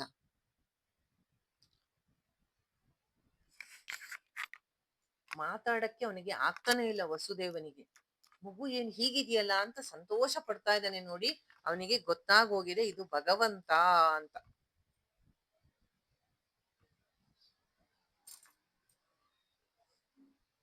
ಆಗ ತನ್ನ ಪುತ್ರನ ರೂಪದಲ್ಲಿ ಭಗವಂತನೇ ಬಂದಿರುವನೆಂದು ನೋಡಿದಾಗ ವಸುದೇವನಿಗೆ ಮೊದಲಿಗೆ ಅಸೀಮವಾದ ಆಶ್ಚರ್ಯವಾಯಿತು. ಆನಂದದಿಂದ ಕಣ್ಣುಗಳು ಅರಳಿದವು. ಅವನ ರೋಮ ರೋಮಗಳು ಆನಂದದಲ್ಲಿ ಮುಳುಗಿ ಹೋದವು. ಶ್ರೀಕೃಷ್ಣ ಜನ್ಮೋತ್ಸವ ಸಂಭ್ರಮದಲ್ಲಿ ಅವನು ಆಗಲೇ ಮನಸ್ಸಿನಲ್ಲೇ ಬ್ರಾಹ್ಮಣರಿಗೆ 10,000 ಗೋವುಗಳನ್ನು ದಾನ ಮಾಡುವ ಸಂಕಲ್ಪವನ್ನ ಮಾಡಿದನು. ನೋಡಿ, ಮನಸ್ಸಿನಲ್ಲೇ ಅವನು ಸಂಕಲ್ಪ ಮಾಡ್ಬಿಟ್ನಂತೆ. ನಾನು ಯಾಕೆ ಅವನ್ ಪಾಪ ಜೈಲಲ್ಲಿ ಇದ್ದಾನೆ, ಅವನಿಗೆ ಮಾಡಕ್ಕೆ ಆಗಲ್ಲ ಈಗ ಅಲ್ವಾ. ಮನಸ್ಸಿನಲ್ಲೇ ಅವನು ಸಂಕಲ್ಪ ಮಾಡದಂತೆ, 10,000 ಗೋವುಗಳನ್ನ ನಾನು ದಾನ ಮಾಡ್ತೀನಿ ಅಂತ ಸಂಕಲ್ಪ ಮಾಡಿದ್ನಂತೆ. ಈಗ ಮಾಡಕ್ಕೆ ಆಗೋರು ಮಾಡ್ಬೇಕು, ಅಂದ್ರೆ ಫಿಸಿಕಲ್ ಆಗಿ ಮಾಡ್ಬೇಕು. ಆಗದೆ ಇರೋರು ಈ ತರ ಮಾನಸಿಕವಾಗಿ ಅವನಿಗೆ ಅವಕಾಶ ಇಲ್ವಲ್ಲ. ಅವನು ಕಂಸನ ಸೆರೆಮನೆಯಲ್ಲಿ ಕೂತಿದ್ದಾನೆ, ಅವನಿಗೆ ಅವಕಾಶ ಇಲ್ಲ ಏನ್ ಮಾಡ್ಬೇಕು ಅಂತ. ಆದರೆ ಅವನಿಗೆ ಗೊತ್ತಾಗಿದೆ ತನ್ನ ಮನೆಯಲ್ಲಿ ಪರಮಾತ್ಮನ ಅವತಾರ ಆಗಿದೆ ಅಂತ. ಆದ್ರಿಂದ ಮನಸ್ಸಲ್ಲೇ ಅವನು ರಾಜ ಅಲ್ವಾ, ಹಿಂದೆ ರಾಜ ಆದವನಲ್ವಾ. ಅದಕ್ಕೆ ಅವನ ಸಂಕಲ್ಪ ಹೆಂಗಿತ್ತು ಅಂದ್ರೆ, ನಾನು ಬ್ರಾಹ್ಮಣರಿಗೆ 10,000 ಗೋವುಗಳನ್ನ ದಾನ ಮಾಡ್ತೀನಿ ಅಂತ ಸಂಕಲ್ಪ ಮಾಡುತ್ತಂತೆ. ಈಗ ಎಷ್ಟೋ ಜನರ ಮನೆಯಲ್ಲಿ ಮಗುವಿನ ಜನನ ಆದರೆ ಅವರು ಏನೇನೋ ಸ್ವೀಟ್ ಇವಾಗೆಲ್ಲ ಕೊಡ್ತಾರಲ್ಲ, ಸ್ವೀಟ್ ಹಂಚೋದು, ಇನ್ನೇನೇನೋ ಹರಸ್ಕೊಂಡಿರ್ತಾರೆ ದೇವ್ರಿಗೆ, ಆ ಹರಕೆಗಳನ್ನೆಲ್ಲ ತೀರಿಸ್ತಾರೆ ಅಲ್ವಾ. ಮನೇಲಿ ಮಗು ಬಂದಿದೆ ಅಂದ್ರೆ ಸಂಭ್ರಮದ ವಾತಾವರಣ. ಅದರಲ್ಲೂ ಭಗವಂತ ಹುಟ್ಟಿದಾನೆ ಅವನ ಮನೆಯಲ್ಲಿ, ಅವನಿಗಿಂತ ಅದೃಷ್ಟವಂತರು ಯಾರಾದ್ರೂ ಇದ್ದಾರಾ. ಅವನ ಅದಕ್ಕೆ ಅನ್ಕೊಂಡಂತೆ, ಅಂದ್ರೆ ನಮ್ ಕೈಲಾದಾಗ ನಾವು ಅವನ್ ತರ ಮನ್ಸಲ್ಲಿ ಅನ್ಕೊಳ್ಬಾರ್ದು, ದಾನವನ್ನ ಕೊಡಬೇಕು. ಆದರೆ ಅವನಿಗೆ ಅವಕಾಶ ಇಲ್ಲದೆ ಇರೋದ್ರಿಂದ ಮಾನಸಿಕವಾಗಿ ಸಂಕಲ್ಪವನ್ನ ಮಾಡ್ತಾನೆ.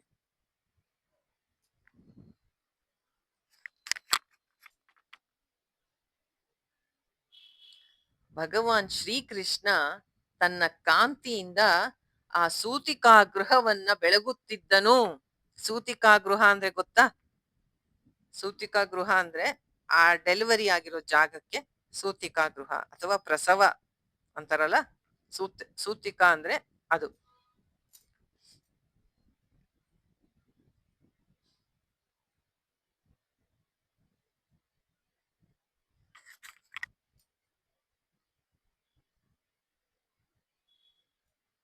ಸೂತಿಕಾ ಗೃಹ ಅಂದ್ರೆ ಎಲ್ಲಿ ಮಗು ಹುಟ್ಟಿದೆ ಆ ಜಾಗಕ್ಕೆ ಸೂತಿಕಾ ಗೃಹ ಅಂತಾರೆ.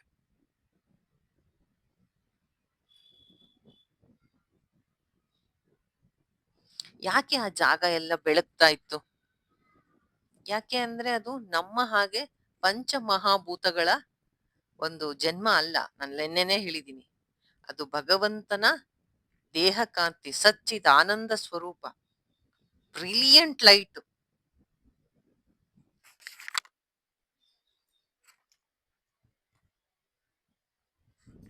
ಈಗ ವಸುದೇವ 2 ಕೈಗಳನ್ನ ಮುಗಿದ, ಮನಸ್ಸಿನಿಂದ ಭಗವಂತನಿಗೆ ನಮಸ್ಕರಿಸಿದ. 2 ಕೈಗಳನ್ನ ಮುಗಿದು, ಒಳಗೆ ಕಂಸನ ಭಯ,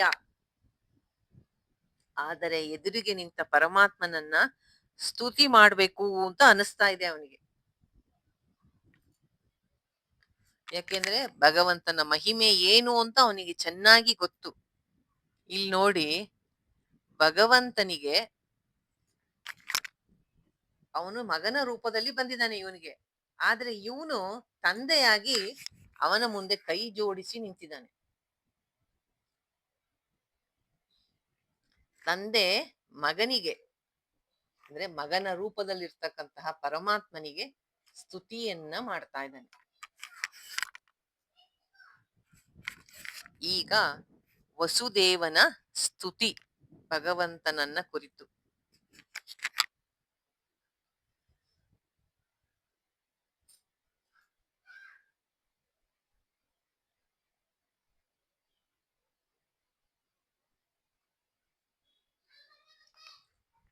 ಪರಮ ಪುರುಷ ಪರಮಾತ್ಮ ತನ್ನ ಮಗನಾಗಿ ಬಂದಿರುವ ಎಂದು ನಿಶ್ಚಯವಾದಾಗ ಭಗವಂತನ ಪ್ರಭಾವವನ್ನು ಚೆನ್ನಾಗಿ ಅರಿತಿದ್ದ ವಸುದೇವ ಭಯವೆಲ್ಲ ಹೊರಟು ಹೋಯಿತು.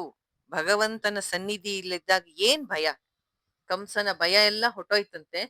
ತನ್ನ ಬುದ್ಧಿಯನ್ನ ಸ್ಥಿರಗೊಳಿಸಿ ಭಗವಂತನ ಚರಣಗಳಲ್ಲಿ ತಲೆಯನ್ನಿಟ್ಟು ಕೈ ಜೋಡಿಸಿ ಅವನನ್ನ ಸ್ತುತಿಸತೊಡಗಿದ. ಈಗ ನೋಡಿ ವಸುದೇವ ಹೇಳ್ಬೇಕಾದಾಗ ಈಗ ನಿರ್ಗುಣ ನಿರಾಕಾರ ಬ್ರಹ್ಮದ ಚಿಂತನೆಯನ್ನ ನಾವು ಸ್ಪಷ್ಟವಾಗಿ ಕಾಣ್ಬೋದು. ವಸುದೇವ ಹೇಳ್ತಾನೆ, ನೀನು ಪ್ರಕೃತಿಗೆ ಅತೀತನಾದ ಸಾಕ್ಷಾತ್ ಪುರುಷೋತ್ತಮನಾಗಿರುವೆ ಎಂಬುದನ್ನು ನಾನು ತಿಳಿದಿದ್ದೇನೆ. ನಿನ್ನ ಸ್ವರೂಪವು ಕೇವಲ ಅನುಭವದಿಂದ ತಿಳಿಯುತ್ತದೆ ಹಾಗೂ ಆನಂದಮಯವಾದದ್ದು. ಸಮಸ್ತ ಜೀವಿಗಳ ಬುದ್ಧಿಗಳಲ್ಲಿ ನೀನು ಸಾಕ್ಷಿಯಾಗಿರುವೆ. ಇದು ಯಾವುದರಪ್ಪ ವರ್ಣನೆ? ಇದು ಆತ್ಮದ ವರ್ಣನೆ ಅಲ್ವಾ? ಏನ್ ಹೇಳ್ತಿದ್ದಾನೆ? ನೀನು ಸಾಕ್ಷಾತ್ ಪುರುಷೋತ್ತಮ, ಪುರಿ ಶಯನಾತ್ ಪುರುಷಃ. ಈ ದೇಹದಲ್ಲಿ ಚೈತನ್ಯ ಸ್ವರೂಪನಾಗಿ ಇರ್ತಕ್ಕಂತಹವನು. ನಮ್ಮ ಹೊರಗೆ ಕಾಣುತ್ತಿರುವ ಜಗತ್ತು, ನಮ್ಮ ದೇಹ, ಮನಸ್ಸು, ಇಂದ್ರಿಯಗಳು, ಬುದ್ಧಿ, ಕೊನೆಗೆ ನಾನು ಎಂಬ ಅಹಂಕಾರ ಎಲ್ಲವೂ ಜಡವಾದದ್ದು. ಚೈತನ್ಯ ಒಂದೇ ಒಂದು, ಅದು ನೀನು.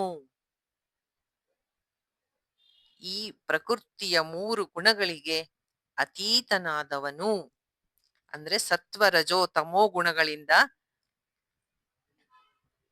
ಆ ಗುಣಗಳು ನಿನಗೆ ಎಂದಿಗೂ ಅಂಟೋದಿಲ್ಲ.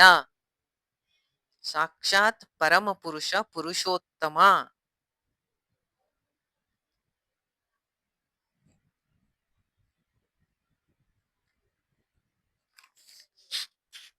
ನಿನ್ನ ಸ್ವರೂಪ ಕೇವಲ ಅನುಭವದಿಂದ ಮಾತ್ರ ತಿಳಿಯುತ್ತದೆ. ಒಂದು ಉದಾಹರಣೆಯನ್ನ ತಗೊಂಡ್ರೆ, ನಿಮ್ಮ ಕಣ್ಣ ಮುಂದೆ ಒಂದು ಹೂವ ಇದೆ. ಅದು ಹೂವ ಒಳ್ಳೆ ಕಮಲದ ಹೂವಿದೆ. ಅದು ಲೋಟಸ್ ಫ್ಲವರ್. ಕಮಲದ ಹೂವು ಅಂತ ಹೇಗ್ ತಿಳಿತೀರಾ ನೀವು? ನೋಡೋದಕ್ಕೆ ಕಣ್ಣು ಬೇಕು, ಲೈಟ್ ಬೇಕು ಅಲ್ವಾ? ಲೈಟ್ ಇಲ್ದೇ ಅಲ್ಲಿ ಹೂವ ಇದೆ ಅಂತ ಗೊತ್ತಾಗತ್ತಾ? ಲೈಟ್ ಬೇಕು, ಕಣ್ಣು ಬೇಕು, ಅದನ್ನ ಪ್ರಾಸೆಸ್ ಮಾಡಕ್ಕೆ ಮನಸ್ಸು, ಮೆಮೊರಿ, ಇದು ಹೂವು, ನಿಮ್ಮ ಬುದ್ಧಿ, ಎಲ್ಲದರಿಂದ ನೀವು ಅದು ಒಂದು ಸುಂದರವಾದ ಕಮಲದ ಹೂವು ಅಂತ ತಿಳಿತೀರ. ಹೌದು ತಾನೆ? ಏನೇನು ಉಪಯೋಗಕ್ಕೆ ಬಂತು? ನಿಮ್ಮ ಜ್ಞಾನೇಂದ್ರಿಯ, ಮನಸ್ಸು, ಬುದ್ಧಿ ಡಿಸೈಡ್ ಮಾಡೋದು ಬುದ್ಧಿ. ಆದರೆ ಇಲ್ಲಿ ವಸುದೇವ ಹೇಳ್ತಾ ಇರೋದು, ನೀನು ಕೇವಲ ಅನುಭವ ಸ್ವರೂಪನು. ಅಂದರೆ ನಮ್ಮ ಇಂದ್ರಿಯಗಳಿಂದಾಗಲಿ, ಮನಸ್ಸಿನಿಂದಾಗಲಿ, ಬುದ್ಧಿಯಿಂದಾಗಲಿ ಇಂದ್ರಿಯಗಳಿಗೆ ಗೋಚರಿಸಲ್ಲ, ಮನಸ್ಸಿಗೆ ಚಿಂತೆ ಮಾಡಕ್ಕೆ ಆಗಲ್ಲ. ನಮ್ಮ ಮನಸ್ಸು, ಬುದ್ಧಿ, ಇಂದ್ರಿಯಗಳಿಗಿಂತ ಅತೀತನಾದವನು. ಕೇವಲ ಅನುಭವದಿಂದ ಮಾತ್ರ ಸಾಕ್ಷಾತ್ಕಾರ ಅಂತೀವಲ್ಲ, ಆತ್ಮ ಸಾಕ್ಷಾತ್ಕಾರ ಅಂತ, ಆತರ ಅನುಭವದಿಂದ ಮಾತ್ರ, ಕೇವಲ ಅದರಿಂದ ಮಾತ್ರ ನಿನ್ನ ನಿಜ ಸ್ವರೂಪವನ್ನ ತಿಳಿಯಬಲ್ಲೆವು. ಅಂದರೆ ನೀನು ಸೆಲ್ಫ್ ಎವಿಡೆಂಟ್ ಅಂತೀವಿ, ಸ್ವಯಂ ಪ್ರಕಾಶ. ನಿನ್ನನ್ನ ತಿಳಿಯಕ್ಕೆ ಹೊರಗಿನ ಬೆಳಕಾಗಲಿ, ಇಂದ್ರಿಯಗಳಾಗಲಿ, ಮನಸ್ಸಾಗಲಿ, ಬುದ್ಧಿ ಆಗಲಿ ಬೇಡ. ನೀನು ನನ್ನೊಳಗೆ ನಾನು ನಾನು ನಾನು ಅಂತ ಮಿಡಿತಾ ಇರುವಂತಹ ಆತ್ಮಸ್ವರೂಪ. ಅದರ ಕಡೆ ಗಮನವಿಟ್ಟು ನಾವು ನೋಡಿದರೆ ನಮ್ಮ ಅನುಭವಕ್ಕೆ ನೀನು ಬರ್ತೀಯಾ? ಅಲ್ಲ, ಇಷ್ಟೋ ತನಕ ಶಂಖ, ಚಕ್ರ, ಗದಾ, ಪದ್ಮ, ಕಿರೀಟ, ಕಂಕಣ, ಕುಂಡಲ ಅಂತೆಲ್ಲ ಹೇಳಿದ್ರಿ. ಈಗ ಆತ್ಮಸ್ವರೂಪ ವೇದಾಂತವನ್ನ ತಿಳಿಸ್ಬೇಕಾದ್ರೆ ಹೀಗೇ ವ್ಯಾಸರು ಒಂದು ಟೆಕ್ನಿಕ್ ನ ಯೂಸ್ ಮಾಡೋದು. ನಾನು ಹೇಳ್ದೆ ಅವಾಗಿಂದ ಇದನ್ನೇ, ಡಿಫ್ರೆಂಟ್ ಲೆವೆಲ್ ಆಫ್ ಸ್ಟೂಡೆಂಟ್ಸ್ಗೆ ಡಿಫ್ರೆಂಟ್ ವಿಷಯಗಳನ್ನ ಕೊಡುತ್ತೆ ಭಾಗವತ, ಬಹಳ ಅದ್ಭುತವಾದ ಗ್ರಂಥ ಅಂತ. ಈಗ ನಿರ್ಗುಣ ನಿರಾಕಾರ ಬ್ರಹ್ಮದ ವಿಷಯವಾಗಿ ಹೇಳ್ತಾ ಇದ್ದಾನೆ, ಅಂದ್ರೆ ಆತ್ಮದ ವಿಷಯವಾಗಿ ಹೇಳ್ತಾ ಇದ್ದಾನೆ. ಆತ್ಮ ಚಿಂತನೆಗೆ ನಮ್ಮೆಲ್ಲರಿಗೂ ಬಹಳ ಸಹಕಾರಿ ಇದು ಈ ವಸುದೇವನ ಸ್ತುತಿ.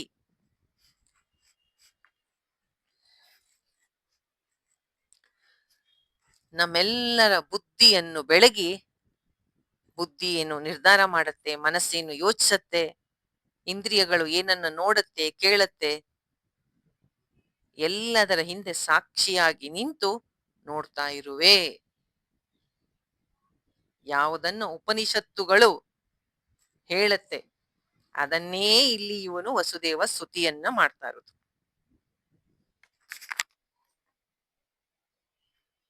ನೀನು ಸೃಷ್ಟಿಯ ಮೊದಲಲ್ಲೂ ಇದ್ದೆ. ಈ ಪ್ರಕೃತಿ, ಈ ಸೃಷ್ಟಿ ಆಯ್ತಲ್ಲ, ತ್ರಿಗುಣಾತ್ಮಿಕವಾದ ಜಗತ್ತನ್ನ ನೀನು ಸೃಷ್ಟಿಸಿರುವೆ. ಮತ್ತೆ ಅದರಲ್ಲಿ ಒಳ ಹೊರಗು ತುಂಬಿದ್ದರು, ನೀನು ಸೇರಿಕೊಂಡಂತೆ ಕಂಡರು, ನೀನು ಅದರಿಂದ ಅತೀತನಾಗಿರುವೆ. ಅಂದ್ರೆ ಸೃಷ್ಟಿಯ ಮೊದಲು ನೀನಿದ್ದೆ, ಸೃಷ್ಟಿ ಆದಾಗಲೂ ಇದ್ದೆ, ಸೃಷ್ಟಿಯ ನಾಶವಾದಾಗಲೂ ನೀನು ಇರ್ತೀಯಾ. ಅದರ ಒಳ ಹೊರಗೆ ನೀನು ತುಂಬಿದ್ಯಾ ಅಂತ ಕಂಡ್ರು ನಿನಗೆ ಅದರ ಲೇಪವಿಲ್ಲ, ಅದು ನಿನಗೆ ಅಂಟೋದಿಲ್ಲ.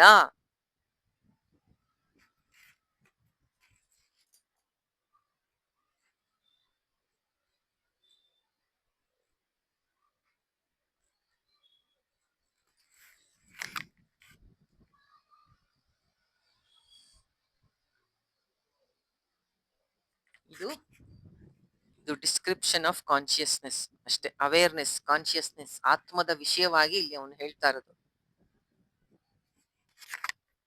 ಅಲ್ಲ, ಅವನು ಚತುರ್ಮುಖ ಕೃಷ್ಣನ ದರ್ಶನವಲ್ವಾ ಮಾಡ್ತಾ ಇರೋದು, ಸಾರಿ, ಚತುರ್ಭುಜಗಳ ಕೃಷ್ಣನ ದರ್ಶನ ಮಾಡ್ತಾ ಇದ್ಯಾಕೆ ಕಾನ್ಶಿಯಸ್ ವಿಷಯ ಹೇಳ್ತಿದ್ದಾನೆ ಅಂದ್ರೆ, ದಯವಿಟ್ಟು ಚೆನ್ನಾಗಿ ತಿಳ್ಕೊಳ್ಳಿ. ಪರಬ್ರಹ್ಮ ಶ್ರೀಕೃಷ್ಣ, ಶ್ರೀರಾಮಚಂದ್ರ, ಲಲಿತಾ ತ್ರಿಪುರ ಸುಂದರಿ, ಸಗುಣ ಬ್ರಹ್ಮ, ನಿರ್ಗುಣ ಬ್ರಹ್ಮ, ಎಲ್ಲವೂ ಒಂದೇ, ಎಲ್ಲವೂ ಒಂದೇ.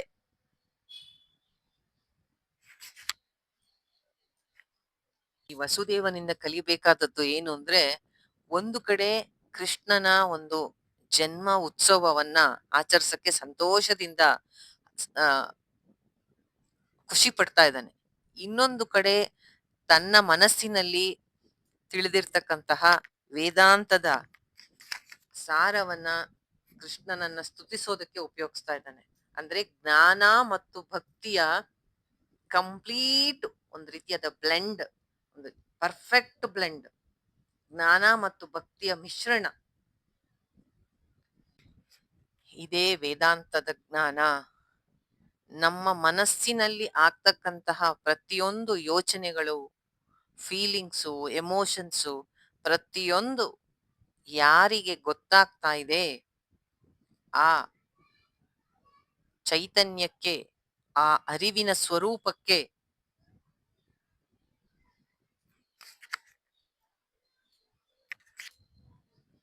ನಮ್ಮ ಗಮನವನ್ನ ನಾವು ತಿರುಗಿಸಿದಾಗ ನಾವು ಅದರಲ್ಲೇ ನಿಲ್ಲುವಂತಹ ಶಕ್ತಿಯನ್ನ ಪಡ್ಕೊಂಡ್ರೆ ನಾವು ಸಂಸಾರ ಬಂಧನದಿಂದ ಬಿಡುಗಡೆ ಹೊಂದುತ್ತೀವಿ. ಇಲ್ಲದೆ ಹೋದ್ರೆ ಸಾಧ್ಯವಿಲ್ಲ. ಆ ಆತ್ಮವೇ ಕೃಷ್ಣ. ಇದನ್ನೇ ರಮಣ ಮಹರ್ಷಿಗಳು, ಶಂಕರಾಚಾರ್ಯರು ಎಲ್ರೂ ಹೇಳಿದ್ದು. ರಮಣರ ಹತ್ರ ಒಬ್ಬ ಬಂದು ಕೇಳ್ತಾನೆ. ಅವನು ದ್ವಾರಕೆಯ ದೇವಸ್ಥಾನದಲ್ಲಿ ತುಂಬಾ ವರ್ಷದಿಂದ ಕೃಷ್ಣನನ್ನ ಆರಾಧನೆ ಮಾಡ್ತಿರ್ತಾನೆ. ನನಗೆ ಕೃಷ್ಣನ ದರ್ಶನ ಮಾಡಿಸಿ ಅಂತ ಕೇಳ್ತಾನೆ. ಆಗ ರಮಣರು ಅವನಿಗೆ ಹೇಳ್ತಾರೆ, ನಿನ್ನಲ್ಲೇ ಇದ್ದಾನೆ ಕೃಷ್ಣ, ಆತ್ಮ ಸ್ವರೂಪವೇ ಶ್ರೀಕೃಷ್ಣ, ಆತ್ಮದಿಂದ ಕೃಷ್ಣ ಬೇರೆ ಅಲ್ಲ. ನೀನು ಯಾರು ಅಂತ ವಿಚಾರವನ್ನ ಮಾಡು. ನಿನ್ನ ನಿಜ ಸ್ವರೂಪವನ್ನ ತಿಳಿದೆ ಆದರೆ ಕೃಷ್ಣನ ದರ್ಶನ ಆದ ಹಾಗೆ ಅಂತ ಹೇಳ್ತಾರೆ. ಆದ್ರೆ ಅವನು ಒಪ್ಪಲ್ಲ. ನನಗೆ ಆತರ ನಿರಾಕಾರ ನಿರ್ಗುಣ ಕೃಷ್ಣದ ಕೃಷ್ಣನ ಒಂದು ದರ್ಶನ ಬೇಡ. ಗೋಪಿಯರ ಜೊತೆ ರಾಸಕ್ರೀಡೆ ಆಡ್ತಿದ್ನಲ್ಲ ಆ ಕೃಷ್ಣನ ದರ್ಶನ ಬೇಕು ಅಂದಾಗ ಮತ್ತೆ ರಮಣರು ಅದನ್ನೇ ಹೇಳ್ತಾರೆ. ವೇದಾಂತದ ವಿಚಾರದ ಮೂಲಕ ನಿನ್ನಲ್ಲೇ ಇರ್ತಕ್ಕಂತಹ ಪರಮಾತ್ಮನನ್ನ ನೋಡು, ಅವನನ್ನ ಒಪ್ಪಿಸು. ಅವನಿಗೆ ಒಪ್ಪಿಗೆ ಆದರೆ ನಿನಗೆ ರಾಸಕ್ರೀಡೆ ಆಡ್ತಾ ಇರೋ ಆ ಕೃಷ್ಣನನ್ನ ಸಹ ಅವನು ದರ್ಶನ ಮಾಡಿಸ್ಬೋದು. ಕೃಷ್ಣ ಮತ್ತು ಆತ್ಮ ಬೇರೆ ಅಲ್ಲ. ಹಾಗಂದಾಗ ನಮಗೆ ಖುಷಿ ಆಗ್ಬೇಕು, ಕೃಷ್ಣ ನನ್ನಲ್ಲೇ ಇದ್ದಾನೆ ಅಂತ.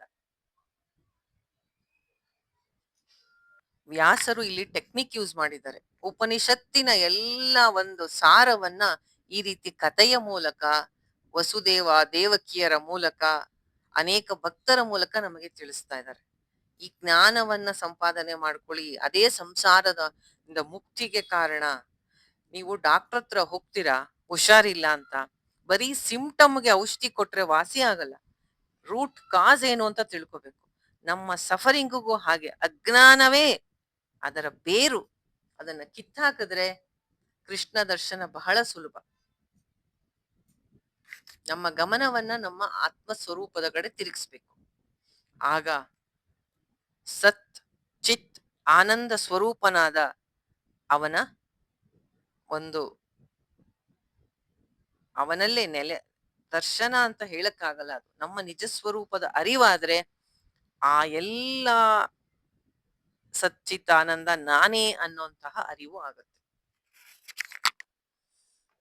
ಯಾಕೆ ಅಂದ್ರೆ ಆತ್ಮಕ್ಕೆ ಹುಟ್ಟಿಲ್ಲ ಸಾವಿಲ್ಲ. ಓ, ಆಗ ನನಗೆ ಸಾವಿಲ್ಲ, ನಾನೇನು ತಿಳಿಬೇಕಾಗಿಲ್ಲ, ನಾನೇ ಆನಂದ ಸ್ವರೂಪ ಅನ್ನೋದು ನಮಗೆ ಗೊತ್ತಾಗುತ್ತೆ. ಯಾರು ತಮ್ಮ ಗಮನವನ್ನ ಆತ್ಮದ ಕಡೆ ತಿರುಗಿಸ್ತಾರೆ ಅವರು ಮುಕ್ತರಾಗ್ತಾರೆ.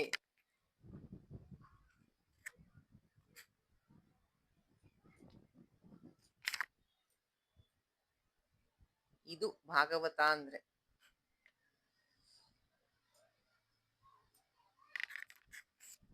ಕೃಷ್ಣನ ಜನನ ಅವತಾರದ ಬಗ್ಗೆ ನಿಮ್ಮೆಲ್ಲರಿಗೂ ಕತೆ ಗೊತ್ತಿದೆ. ಆದರೆ ಹಿಂದಿನ ತತ್ವವನ್ನ ತಿಳಿಯಲಿ ಅನ್ನೋದಕ್ಕೋಸ್ಕರ ಹೀಗೆ ಹೇಳ್ತಾ ಇದ್ದೀನಿ. ಮೇ ಬಿ ಕೆಲವ್ರಿಗೆ ಬೋರ್ ಆಗ್ಬೋದು, ಕೆಲವ್ರಿಗೆ ಎಂಜಾಯ್ ಮಾಡ್ಬೋದು. ಬಟ್ ಈ ರೀತಿಯಾಗಿ ಸರಿಯಾಗಿ ತತ್ವ ಚಿಂತನೆ ಮಾಡಿದ್ರೆ ಸರಿಯಾಗಿ ಅರ್ಥ ಮಾಡ್ಕೊಂಡಂಗೆ ಕೃಷ್ಣನ ಜನನದ ವಿಷಯವಾಗಿ. ಮುಂದಿನ ಶ್ಲೋಕಗಳಲ್ಲಿ ಸೃಷ್ಟಿಯ ಬಗ್ಗೆ ಕೃಷ್ಣನ ಸ್ತುತಿ ಮಾಡ್ತಾ ಹೇಗೆ ಹೇಳ್ತಾನೆ ವಸುದೇವ, ಇಡೀ ಸೃಷ್ಟಿಯಲ್ಲಿ ಅವನೇ ತುಂಬಿದಾನೆ, ಅವನ ಸಂಕಲ್ಪದಂತೆ ಹೇಗೆ ಸೃಷ್ಟಿ ಸ್ಥಿತಿ ಲಯ ಆಗತ್ತೆ ಅನ್ನೋದನ್ನ ಮುಂದಿನ ಶ್ಲೋಕಗಳಲ್ಲಿ ತಿಳಿಸ್ತಾನೆ ವಸುದೇವ. ಅದನ್ನ ನಾಳಿನ ಕ್ಲಾಸಲ್ಲಿ ನೋಡೋಣ. ತುಂಬಾ ಹೆವಿ ಆಯ್ತು ಅಂತ ಅನ್ಸುತ್ತೆ ವೇದಾಂತ. ಆದ್ರಿಂದ ಅದನ್ನ ನಾಳಿನ ಕ್ಲಾಸಲ್ಲಿ ನೋಡೋಣ. ಏನಾದ್ರೂ ಪ್ರಶ್ನೆ ಇದೆಯಾ ಯಾರಿಗಾರು? ನಿನ್ನೆ ಕ್ಲಾಸಲ್ಲಿ ಕೇಳಿದ್ರು. ಯಾವಾಗ್ಲೂ ರಾತ್ರಿ ಅಂದ್ರೆ ಒಂಥರ ಅಷ್ಟು ನಾವು ಒಳ್ಳೆ ಕೆಲಸ ಏನು ಮಾಡಲ್ಲ. ಎಲ್ಲಾದ್ರೂ ನಾವಂತ ರಾತ್ರಿ ಹೊತ್ತಲ್ಲಿ ಯಾರಾದ್ರೂ ಏನಾದ್ರು ಮಾಡ್ತಿದ್ದಾರೆ ಅಂದ್ರೆ ಅಲ್ಲಿ ಒಂದೇನೋ ಬೇರೆ ತರದ, ಈಗ ಬ್ಲ್ಯಾಕ್ ಮ್ಯಾಜಿಕ್ ಆ ತರದ್ ಏನೋ ಒಂದ್ ಮಾಡ್ತಿದ್ದಾರೆ ಅಂತ. ಸೊ ಕೃಷ್ಣ ಯಾಕೆ ಅಂತಹ ಸಮಯದಲ್ಲಿ ಹುಟ್ಟದ ಅಂತ ಕೇಳಿದ್ರು ಅವರು. ಇದಕ್ಕೆ ಒಂದು ಸುಂದರವಾದ ಒಂದು ಆಧ್ಯಾತ್ಮಿಕವಾದಂತಹ ಒಂದು ಸಾಂಕೇತಿಕವಾಗಿ ಅದನ್ನ ಹೇಳೋದು ಹೇಗೆ ಅಂದ್ರೆ, ರಾತ್ರಿ ಯಾವಾಗ್ಲೂ ಅಜ್ಞಾನವನ್ನ, ಅವಿದ್ಯೆಯನ್ನ, ನಮ್ಮಲ್ಲಿರ್ತಕ್ಕಂತಹ ತಪ್ಪು ಕಲ್ಪನೆಗಳನ್ನ, ಆತ್ಮಜ್ಞಾನ ಇಲ್ದೇ ಇರೋದನ್ನ ತೋರ್ಸತ್ತೆ ಸಾಂಕೇತಿಕವಾಗಿ. ಯಾವಾಗಲೂ ಬೆಳಕು, ದಿನ ಇದು ನಮಗೆ ನಮ್ಮಲ್ಲಿರ್ತಕ್ಕಂತಹ ಜ್ಞಾನವನ್ನ, ನಮಗಿರುವಂತಹ ಕರೆಕ್ಟ್ ಅಂಡರ್ಸ್ಟ್ಯಾಂಡಿಂಗು, ಕ್ಲಾರಿಟಿಯನ್ನ ತೋರ್ಸತ್ತೆ. ಹೌದಾ? ಹಾಗಾದ್ರೆ ಕೃಷ್ಣ ಯಾಕೆ ರಾತ್ರಿ ಹೊತ್ತು ಹುಟ್ಟಿದ್ದು? ಅದಕ್ಕೆ ಆಧ್ಯಾತ್ಮಿಕವಾದ ಉತ್ತರ ಏನು ಅಂದ್ರೆ, ಯಾವಾಗ ಮಿಡ್ ನೈಟ್ ಅಲ್ಲಿ ತುಂಬಾ ಕತ್ತಲೆ ಇರುತ್ತಲ್ಲ, ಆಗ ಕೃಷ್ಣ ಹುಟ್ಟಿದ ಅಂತ ಅಂದ್ರೆ ಏನರ್ಥ ಅಂದ್ರೆ, ಯಾವ ಜೀವಾತ್ಮನಿಗೆ ಜಗತ್ತಿನಲ್ಲಿ ಇರ್ತಕ್ಕಂತಹ ಸುಖ, ಸುಖ ಅಲ್ಲ, ದುಃಖ, ಸಂಕಟ, ತನಗಿರುವಂತಹ ಲಿಮಿಟೇಷನ್ಸು, ಪರಿಮಿತಿ, ಲಿಮಿಟೇಷನ್ಸ್ ಅಂದ್ರೆ ಅಜ್ಞಾನ, ಭಯ, ಸಫರಿಂಗು, ಇದರ ಎಲ್ಲರ ಅರಿವಾಗತ್ತೆ. ಅಜ್ಞಾನದ ಬೈ ಪ್ರಾಡಕ್ಟ್ಸ್ ಇದೆಲ್ಲ, ಭಯ, ಸಫರಿಂಗು ಎಲ್ಲ. ಅಂತಹ ಸಮಯದಲ್ಲಿ ಅನ್ ಯಾರಿಗೆ ಬೇಜಾರಾಗಿದೆ ಜೀವನದ ಬಗ್ಗೆ, ಅಂತಹ ಸಮಯದಲ್ಲಿ ಅಂತಹ ಕತ್ತಲೆಯಲ್ಲಿ ಇರುವ ಜೀವಿಗೆ ದೈವೀಕವಾದ ಅಧ್ಯಾತ್ಮ ಜ್ಞಾನ, ಡಿವೈನ್ ನಾಲೆಡ್ಜ್ ಯಾರ ಅದನ್ನ ಸಿಗತ್ತೆ, ಅವರ ಜೀವನವನ್ನೇ ಬದಲಾಯಿಸ ಹಾಗೆ ಆ ಅಜ್ಞಾನವನ್ನ ನಾಶ ಮಾಡುವಂತಹ ಜ್ಞಾನ ಸಿಗೋದನ್ನ, ಆ ರೀತಿಯಾಗಿ ಕತ್ತಲೆಯಲ್ಲಿ ಶ್ರೀಕೃಷ್ಣನ ಜನನ. ಕೃಷ್ಣ ಅಂದ್ರೆ ಸೆಲ್ಫ್ ನಾಲೆಡ್ಜ್ ಅಥವಾ ಆತ್ಮಜ್ಞಾನ ಅಂತ. ಕೃಷ್ಣನ ಜನನವಾಗ್ತಾಗಿದಂಗೆ ಆ ಕತ್ತಲೆಯ ಮುಗೀತು. ಅವನ ಮಹಿಮೆ ಏನು ಅಂದ್ರೆ, ಯಾವಾಗ ಕೃಷ್ಣ ಹುಟ್ಟಿದ, ಆ ಜೈಲಿನ ಬಾಗಿಲುಗಳೆಲ್ಲ ತಕ್ಕೊಂಡ್ವು, ಅವರಿಬ್ರಿಗೂ ಹಾಕಿದ ಚೈನ್ ಎಲ್ಲ ಬಿಡಿಸ್ಕೊಂಡ್ರು, ಎಲ್ಲರೂ ಅವರನ್ನು ಕಾಯ್ತಾ ಇರುವಂತಹ ಸೇವಕರೆಲ್ಲ ನಿದ್ದೆಗೆ ಹೋದ್ರು, ವಸುದೇವ ದೇವಕಿಯರಲ್ಲಿದ್ದಂತಹ ಭಯ ನಾಶ ಆಯಿತು. ಸ್ವಲ್ಪ ನಾಗಲಕ್ಷ್ಮಿ ಪ್ರಶ್ನೆಗೂ ಇದರಲ್ಲೇ ಉತ್ತರ ಇದೆ ಆಕ್ಚುಲಿ. ಆ ಪ್ರಿಸನ್ ಅಥವಾ ಆ ಸೆರೆಮನೆ, ಅದು ನಮ್ಮ ಸಂಸಾರದ ಬಂಧನದ ಸಂಕೇತ. ಆ ಚೈನ್ಗಳು ನಮ್ಮ ಅಟ್ಯಾಚ್ಮೆಂಟು, ಯಾವ್ದಾದಕ್ಕೋ ಅಂಟ್ಕೊಂಡಿದೀವಲ್ಲ ನಾವು, ಆ ಸೇವಕರು ನಮ್ಮ ಜನ್ಮ ವಾಸನೆಗಳು, ನಮ್ಮ ಮೈಂಡ್ ಅಲ್ಲಿ ಇರ್ತಕ್ಕಂತಹ ಎಲ್ಲಾ ಅಟ್ರಾಕ್ಷನ್ನು, ಡಿಸ್ಟ್ರಾಕ್ಷನ್ಸು. ಭಗವಂತನ ಜನನ ಅಂದ್ರೆ ನಮ್ಮಲ್ಲಿ ನಾವು ಸಾಕಪ್ಪ ಸಂಸಾರ, ನಾನು ಆಧ್ಯಾತ್ಮ ಜ್ಞಾನಕ್ಕಾಗಿ ಪ್ರಯತ್ನ ಪಡ್ತೀನಿ ಅಂತ ನಮ್ಮನ್ನ ನಾವು ಜಾಗೃತಗೊಳಿಸಿಕೊಂಡು ಆ ದೈವೀಕವಾದ ಜ್ಞಾನದ ಕಡೆ ತಿರುಗ್ತೀವಲ್ಲ, ಅದೇ ಕೃಷ್ಣನ ಜನನ. ಆಕ್ಚುಲಿ ನಮಗೆ ಗೊತ್ತಿರೋ ಹಾಗೆ ಕೃಷ್ಣ ಹುಟ್ಟೋದು ಇಲ್ಲ, ಸಾಯೋದು ಇಲ್ಲ. ಸುಮ್ಮನೆ ನಮ್ಮಲ್ಲಿ ಇರ್ತಕ್ಕಂತಹ ಅಜ್ಞಾನದ ನಾಶವಾಗಿ ನಮ್ಮಲ್ಲಿ ಜ್ಞಾನದ ಉದಯ ಆಗೋದನ್ನ ಈ ರೀತಿಯಾಗಿ ಹೇಳಿದ್ದಾರೆ. ಅವನ ಹುಟ್ಟಿನಗಿಂತ ಮೊದಲು ಅಂದ್ರೆ ಆತ್ಮಜ್ಞಾನಕ್ಕಿಂತ ಮೊದಲು ನಮ್ಮ ಮನಸ್ಸು ಅವಿದ್ಯೆಯಿಂದ, ಅಜ್ಞಾನದಿಂದ ತುಂಬಿ ಭಯ, ಅಟ್ಯಾಚ್ಮೆಂಟು, ಮೋಹಗಳಿಂದ ನರಳ್ತಾ ಇತ್ತು. ಯಾವಾಗ ನಮಗೆ ಗೊತ್ತಾಗತ್ತೆ, ಅರೆ ಅರೆ ನನ್ನಲ್ಲೇ ಇದೆಯಾ, ನಾನೇ ಸುಖ ಸ್ವರೂಪ, ನಾನೇ ಆತ್ಮ, ತತ್ವಂ ಅಸಿ. ಸೂರ್ಯ ಹುಟ್ಟಿದಾಗ ಹೆಂಗೆ ಬೆಳಕಿನ ದಿಂದ ಕತ್ತಲೆ ನಾಶ ಆಗುತ್ತೋ, ಆತ್ಮಜ್ಞಾನದಿಂದ ಎಲ್ಲ ಕತ್ತಲೆಯ ನಾಶ. ಯಾಕೆ ಹಾಗಾದ್ರೆ ಮಧ್ಯರಾತ್ರಿಯನ್ನೇ ತಗೊಂಡ್ರು? ಮಧ್ಯರಾತ್ರಿ ಅಂದ್ರೆ ಏನ್ ಹೇಳಿ? ಅದು ಕತ್ತಲೆಯಿಂದ ಬೆಳಕಿನ ಕಡೆ ಹೋಗ್ತಾ ಇರ್ಬೇಕಾದ್ರೆ 2 ದಿನಗಳ ಮಧ್ಯದ ಸಂಧಿ ಅಲ್ವಾ? ಕತ್ತಲೆ ಮುಗಿತಾ ಬಂದಿದೆ, ಬೆಳಕು ಇನ್ನೂ ಆಗ್ಬೇಕಾಗಿದೆ. ಒಂದು ಆಧ್ಯಾತ್ಮಿಕವಾಗಿ ಅದೇನಂತ ತೋರ್ಸತ್ತೆ ಅಂದ್ರೆ, ಅಸತೋಮಾ ಸದ್ಗಮಯ, ಕತ್ತಲೆಯಿಂದ ಬೆಳಕಿನ ಕಡೆಗೆ, ಬಂಧನದಿಂದ ಬಿಡುಗಡೆಯ ಕಡೆಗೆ, ನಾನು ದೇಹ, ಮನಸ್ಸು, ಬುದ್ಧಿ ಎಂಬ ಅಜ್ಞಾನದಿಂದ ನಾನು ಆತ್ಮಸ್ವರೂಪ ಎಂಬ ಜ್ಞಾನದ ಕಡೆಗೆ. ಅದೇ ಕೃಷ್ಣನ ಜನನ ನಮ್ಮ ಮನಸ್ಸುಗಳಲ್ಲಿ. That is exact turning point.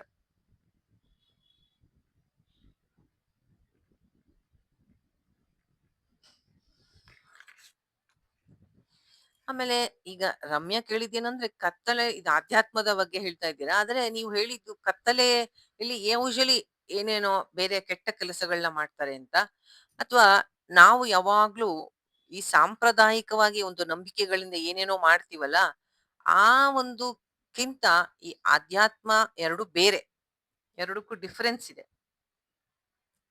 ಯಾವಾಗಲೂ ರಾತ್ರಿ ಹೊತ್ತು ಮಾಡೋದು ಅಂದ್ರೆ ಏನೋ ತಾಮಸಿಕವಾದ ಪೂಜೆಗಳು, ಭೂತ ಪ್ರೇತಗಳನ್ನ ಆರಾಧನೆ ಮಾಡೋದು, ಆ ತರ ಅಂತ ಅದು ಒಂದು ಟ್ರೆಡಿಷನ್, ಸಂಪ್ರದಾಯವಾಗಿ ಬಂದಿದೆ. ಆದರೆ ಇಲ್ಲಿ ರಾತ್ರಿ ಅಂದ್ರೆ ಯಾವಾಗಲೂ ಕೆಟ್ಟದು ಅಂತಾನೆ ಏನಿಲ್ಲ. ಈಗ ಮಹಾಶಿವರಾತ್ರಿ ಜಾಗರಣೆ ಮಾಡ್ತೀರಾ ಅಲ್ವಾ? ಎಷ್ಟೋ ದೇವಸ್ಥಾನದಲ್ಲಿ ಇಡೀ ರಾತ್ರಿ ತೆಗ್ದಿರುತ್ತೆ. ಭಗವಂತನಿಗೆ ಇನ್ನೊಂದು ನಾನು ನೆನ್ನೆನೂ ಹೇಳ್ದ ಹಾಗೆ ಕಾಲ ಮತ್ತು ಸಮಯದ ಅತೀತನಾಗಿದ್ದಾನೆ. ಅವನಿಗೆ ಯಾವುದು ಶುಭ ಅಶುಭ ಅನ್ನೋದಿಲ್ಲ. ಅವನಿಗೆ ರಾತ್ರಿಯೂ ಒಂದೇ ಹಗಲೂ ಒಂದೇ. ನೀವ್ ಹೇಳ್ತಿರೋದ್ ಕೇಳಿದ್ರೆ ಮಾತಾಡಿ ಇವಾಗ ನನ್ಗೂ ಅನ್ಸ್ತಾ ಇದೆ. ರಾತ್ರಿ ಅದೆಲ್ಲ ತಪ್ಪ್ ಕೆಲ್ಸ ಮಾಡ್ತಿರಲ್ಲ ಅದನ್ನೆಲ್ಲ ಅದ್ನೇ ನಿಟ್ ನಿಟ್ ನಿಟ್ ಅಂದ್ರೆ ಕಟ್ ಮಾಡೋದಕ್ಕೆ ಅವ್ನು ಆ ಟೈಮಲ್ಲಿ ಹುಟ್ಟಿ ನಮ್ಗ್ ತೋರಿಸ್ತಾ ಇರೋದೇನೋ ಅಂತ. ನೀವ್ ಆಮೇಲೆ ಆ ತರ ತಗೊಂಡ್ರೆ ನೀವ್ ಹಾಗೂ ತಗೋಬೋದಲ್ವಾ ಮಾತಾಜಿ? ಇವಾಗ ನೀವ್ ಹೇಳಿದ್ಮೇಲೆ ನನ್ಗೂ ಅನ್ಸ್ತು. ಅವಿದ್ಯೆ ಈಗೂ ತಗೋಬೋದಲ್ವಾ ನಾವ್ ಅದ್ನ?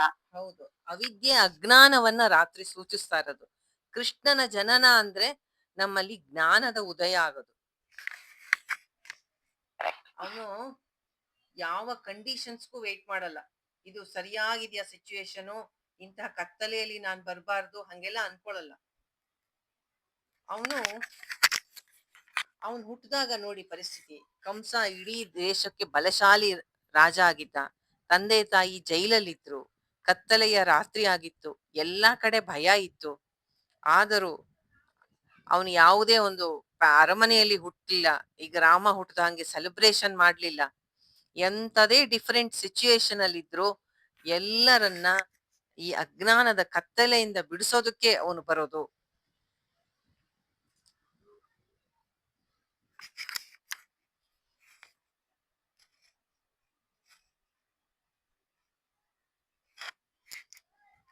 ಅವನ ಒಂದು ಜನನ ಆ ದೈವಿಕವಾದ ಆ ಬೆಳಕು ಎಷ್ಟೇ ಪ್ರತಿಕೂಲ ಪರಿಸ್ಥಿತಿ ಇದ್ದರೂ ನಮ್ಮನ್ನ ಅದು ಉದ್ಧಾರ ಮಾಡಬಲ್ಲದು ಅಂತ ತೋರ್ಸಕ್ಕೂನು ಕೃಷ್ಣನ ಜನನ ಮಧ್ಯರಾತ್ರಿ ಅಂತ ಹೇಳ್ತಾರೆ.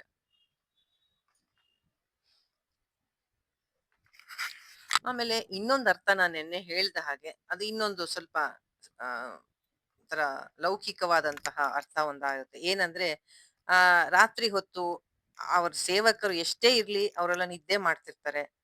ಆ ಜೈಲಿನ ಬಾಗಿಲು ತೆಗೆದ್ರೆ ಯಾರು ನೋಟಿಸ್ ಮಾಡಲ್ಲ. ಇಡೀ ಪಟ್ಟಣ ಮಥುರಾ ಪಟ್ಟಣ ಕ್ವಯಟ್ ಆಗಿರತ್ತೆ.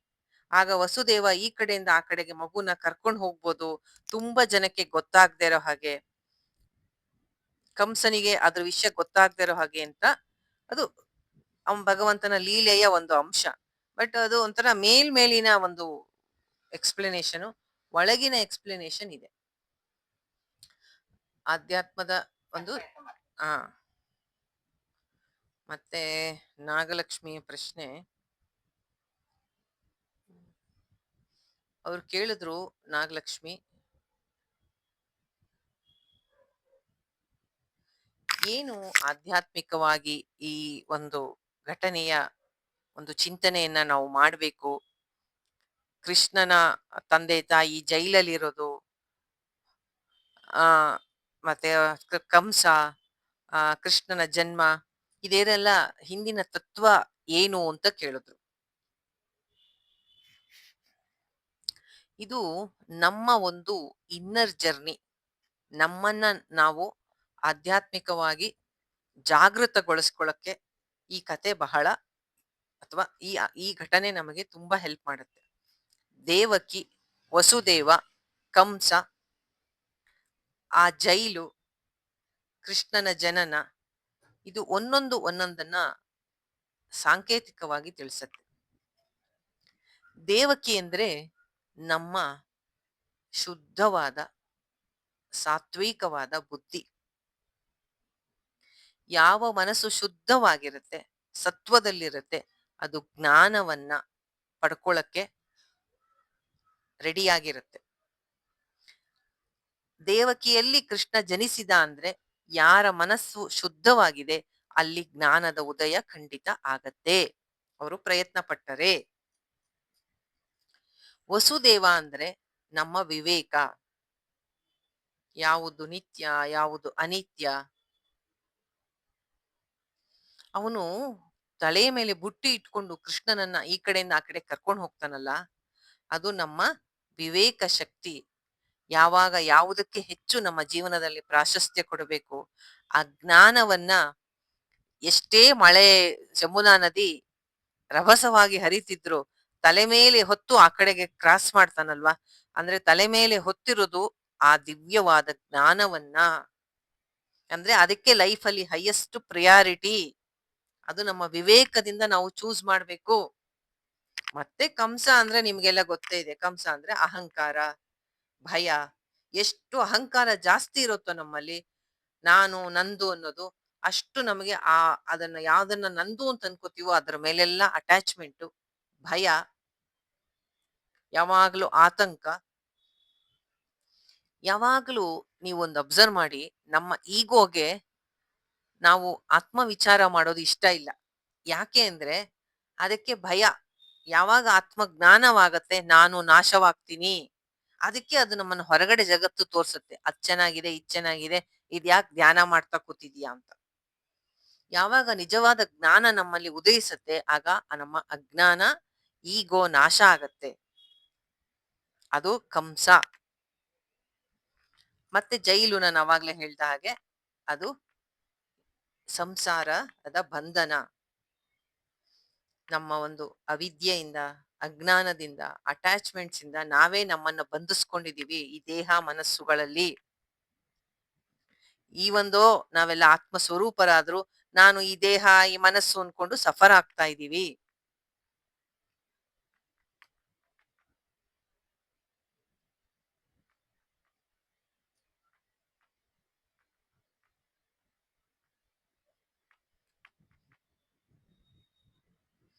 ಕೃಷ್ಣ ಹುಟ್ಟಿದಾಗ ಜೈಲಿನ ಬಾಗಿಲುಗಳು ತಾನೇ ಆಟೋಮೆಟಿಕ್ ಆಗಿ ತಕ್ಕೊಂತು. ಆತ್ಮ ಜ್ಞಾನ ಆದಾಗ ಅಜ್ಞಾನದ ಏನಂತಾರೆ ಅದಕ್ಕೆ, ಚೈನು, ಏನಂತಾರೆ ಅದಕ್ಕೆ, ಕೀಲಿಕೈ. ಅಲ್ಲ ಅಲ್ಲ, ಅಜ್ಞಾನದ ಕಬ್ಬಿಣದ ಹಾಕೊಂಡಿರ್ತೀವಲ್ಲಮ್ಮ, ಅದ್ ಹೆಸರೇ ಬರ್ತಿಲ್ಲ ಕನ್ನಡದಲ್ಲಿ. ಆ ಕಬ್ಬಿಣದ ಅಲ್ಲ ಅಲ್ಲಮ್ಮ, ಚೈನ್ ಹಾಕಿರ್ತಾರಲ್ಲ ಅವ್ರಿಬ್ರಿಗೆ, ಅದೇನಂತಾರೆ, ಕಬ್ಬಿಣದ ಸರಪಳಿ. ಸರಪಳಿ ಅದು ಅಜ್ಞಾನದ ಸರಪಳಿ ತಾನಾಗೆ ಬಿಚ್ಕೊಂಡ್ಬಿಡುತ್ತೆ ಜ್ಞಾನ ಆದ ತಕ್ಷಣ. ಯಾಕೆ ಅಂದ್ರೆ ನಾವು ಭ್ರಮೆಯಿಂದ ತಿಳ್ಕೊಂಡಿದ್ವಿ ದೇಹ, ನಾನು ಮನಸ್ಸು ಅಂತ. ಅದು ನಿಜವಾಗ್ಲೂ ಇಲ್ಲೇ ಇಲ್ಲ, ಒಂದು ತಪ್ಪು ಕಲ್ಪನೆ ಇತ್ತು. ಯಾವಾಗ ಜ್ಞಾನವಾಯ್ತೋ ಆಗ ನಾವು ಸಾವಿನ ಭಯದಿಂದ, ಮೋಹದಿಂದ, ಎಲ್ಲದರಿಂದ ಬಿಡುಗಡೆ ಹೊಂದುತ್ತೀವಿ. ವಿವೇಕ ಏನು ಅಂದ್ರೆ, ವಸುದೇವ ಎತ್ಕೊಂಡು ಹೋಗ್ತಾನಲ್ಲ ಕೃಷ್ಣನನ್ನ, ಅದು ನಮ್ಮ ವಿವೇಕ. ಜಾಗೃತ ಆಗಿದೆ ನನ್ನಲ್ಲಿ ಆತ್ಮಜ್ಞಾನ, ಆದ್ರೆ ಅದನ್ನ ಸೇಫ್ ಗಾರ್ಡ್ ಮಾಡ್ಬೇಕು ಮೊದ್ಲು. ಅದನ್ನ ಬಿಟ್ಬಿಟ್ರೆ ಮತ್ತೆ ನಾವು ವರ್ಲ್ಡ್ಲಿ ಪರ್ಸನ್, ಅಂದ್ರೆ ಈ ಲೌಕಿಕ ಜಗತ್ತಿಗೆ ಅಂಟ್ಕೊಂಡ್ಬಿಡ್ತೀವಿ. ನಮಗೆ ಸಿಕ್ಕ ಜ್ಞಾನವನ್ನ ಜೋಪಾನ ಮಾಡಿ ಅದನ್ನ ಎಂತದೇ ಪರಿಸ್ಥಿತಿಯಲ್ಲಿ ಅದನ್ನ ನಮ್ಮ ಲೈಫ್ ಹೈಯೆಸ್ಟ್ ಪ್ರಯಾರಿಟಿ ಆಗಿ ಇಟ್ಕೋಬೇಕು. ಗೋಕುಲ, ಗೋಕುಲ ಅಂದ್ರೆ ಶುದ್ಧವಾದ ಮನಸ್ಸು, ಸಿಂಪಲ್ ಜನ ಅಲ್ಲಿ, ಮುಗ್ಧರು, ಭಕ್ತಿ ಒಂದು ಬಿಟ್ಟು ಇನ್ನೇನು ಗೊತ್ತಿಲ್ಲ ಅವ್ರಿಗೆ. ಅಂತಹ ಜಾಗದಲ್ಲಿ ನೀವು ಹೊಸದಾಗಿ ಪಡೆದ ಆತ್ಮಜ್ಞಾನ, ಹೊಸದಾಗಿ ಅಲ್ಲ, ನಿಮ್ಮಲ್ಲಿ ಇತ್ತು, ಈಗ ಅದರ ಅನುಭವಕ್ಕೆ ಬಂತು. ಅದು ಅಂತಹ ಜಾಗದಲ್ಲಿದ್ದರೆ ಅದು ಬೆಳೆಯತ್ತೆ, ದೃಢ ಆಗತ್ತೆ ಅಂತ. ಅಂದ್ರೆ ಸತ್ಸಂಗದಲ್ಲಿದ್ದರೆ, ಸಜ್ಜನರ ಸಹವಾಸದಲ್ಲಿದ್ದರೆ ನೀವು ಪಡೆದ ಜ್ಞಾನ ಅದು ಬೆಳೆಯತ್ತೆ, ತನ್ನನ್ನೇ ತಾನು ಅದು ನಿಮ್ಮಲ್ಲಿ ದೃಢವಾಗತ್ತೆ ಆ ಜ್ಞಾನ. ಸೊ ಕಂಸ ಅಂದ್ರೆ ಅಹಂಕಾರ, ಜೈಲು ಅಂದ್ರೆ ಸಂಸಾರ ಬಂಧನ, ದೇವಕಿ ಅಂದ್ರೆ ಶುದ್ಧ ಮನಸ್ಸು, ವಸುದೇವ ಅಂದ್ರೆ ನಮ್ಮ ವಿವೇಕ, ಕೃಷ್ಣ ಅಂದ್ರೆ ಆತ್ಮಜ್ಞಾನ. ಜೈಲಿನ ಬಾಗಿಲು ತೆಗಿತು ಅಂದ್ರೆ ಮೋಕ್ಷಕ್ಕೆ ದಾರಿ. ಕೃಷ್ಣ ಜನ್ಮಾಷ್ಟಮಿ ಅಂದ್ರೆ ಅವತ್ತೊಂದಿನ ಹಬ್ಬ ಮಾಡ್ಬಿಟ್ಟು ಯಾವಾಗೋ ಹಿಂದೆ ಆಗಿದ್ದು ಅಂತಲ್ಲ, 5,000 ವರ್ಷದ ಹಿಂದೆ. ಯಾವಾಗ ನಮ್ಮಲ್ಲಿ ನಿಜವಾದ ಒಂದು ಕೃಷ್ಣ ಜನ್ಮಾಷ್ಟಮಿಯ ಸೆಲೆಬ್ರೇಷನ್ ಆಗತ್ತೆ ಗೊತ್ತಾ, ಯಾವಾಗ ನಾನು ಅಂತಕ್ಕಂತಹ ಕಂಸ ನಮ್ಮಲ್ಲಿ ನಾಶ ಆಗ್ತಾನೆ, ಆಗ ಆತ್ಮಜ್ಞಾನ ತಾನಾಗಿ ಬೆಳಗತ್ತೆ. ಆ ಶುದ್ಧ ಜ್ಞಾನದ ಬೆಳಕಲ್ಲಿ ಸಂಭ್ರಮ, ಸಂತೋಷ, ಶಾಂತಿ ಸ್ಥಿರವಾಗಿರುತ್ತೆ. ಅದೇ ನಿಜವಾಗಲೂ ಕೃಷ್ಣ ಜನ್ಮಾಷ್ಟಮಿ. ಓಕೆನಮ್ಮ ನಾಗಲಕ್ಷ್ಮಿ? ತುಂಬಾ ಚೆನ್ನಾಗಿ ಹೇಳಿದ್ರಿ ಮಾತಾಜಿ. ನಾನು ವೆರಿ ಅದಕ್ಕೆ ಸಿಂಪಲ್ ಆಗಿ ಅರ್ಥ ಆಗೋಂಗೆ. ಹಾ ಒಂದು ರೀತಿ ಒಂದು ಈ ಪೂರ್ತಿ ಕತೆ ಒಂದು ಆಧ್ಯಾತ್ಮಿಕ ಪ್ರಜ್ಞೆನೇ ಮೂಡಿಸುತ್ತಲ್ಲ ಮಾತಾಜಿ, ಅದೇ ಕಾನ್ಶಿಯಸ್ನೆಸ್ ಅಲ್ವಾ? ಹೌದಮ್ಮ, ಹೌದು ಹೌದು. ಈ ಕತೆಗಳಿಂದ ತುಂಬಾ ತಿಳಿಬೇಕಾದದ್ದು ಇದೇ ವಿಷಯಗಳನ್ನ ನಾವು. ಸುಮ್ನೆ ಏನೋ ಒಂದು ಕತೆ ಕೇಳೋದಲ್ಲ. ಎಷ್ಟು ರಿಚ್ ಮೆಸೇಜ್ ಇದೆ ಗೊತ್ತಾ ಈ ಒಂದೊಂದು ಕಥೆಯಲ್ಲೂ. ಓಕೆ ದೆನ್ ಇನ್ ಯಾರಿಗಾರ ಏನಾರು ಕಥೆಯ ರೂಪದಲ್ಲಿ ಹೇಳ್ಬೇಕು, ಜಾಸ್ತಿ ತತ್ವ ಹೇಳ್ಬೇಡಿ ಅಂದ್ರೆ ಮುಂದೆ ಹಾಗೆ ಮಾಡ್ಕೊಂಡು ಹೋಗ್ತೀನಿ. ಬಟ್ ನನಗೆ ಆ ರೀತಿ ಹೇಳೋದು ಅಷ್ಟು ಇಷ್ಟ ಆಗಲ್ಲ. ನಮ್ಮ ಗುರುಗಳು ಏನ್ ಹೇಳಿದಾರೋ ಹಾಗೆ ಹೇಳ್ತೀನಿ ನಾನು. ಓಕೆನಾ?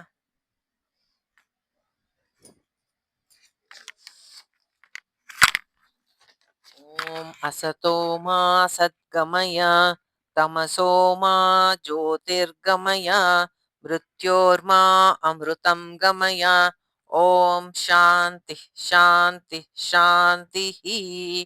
ಹರಿ ಓಂ ಶ್ರೀ ಗುರುಭ್ಯೋ ನಮಃ. ಹರಿ ಓಂ. ಸರ್ವಂ ಶ್ರೀಕೃಷ್ಣಾರ್ಪಣಮಸ್ತು.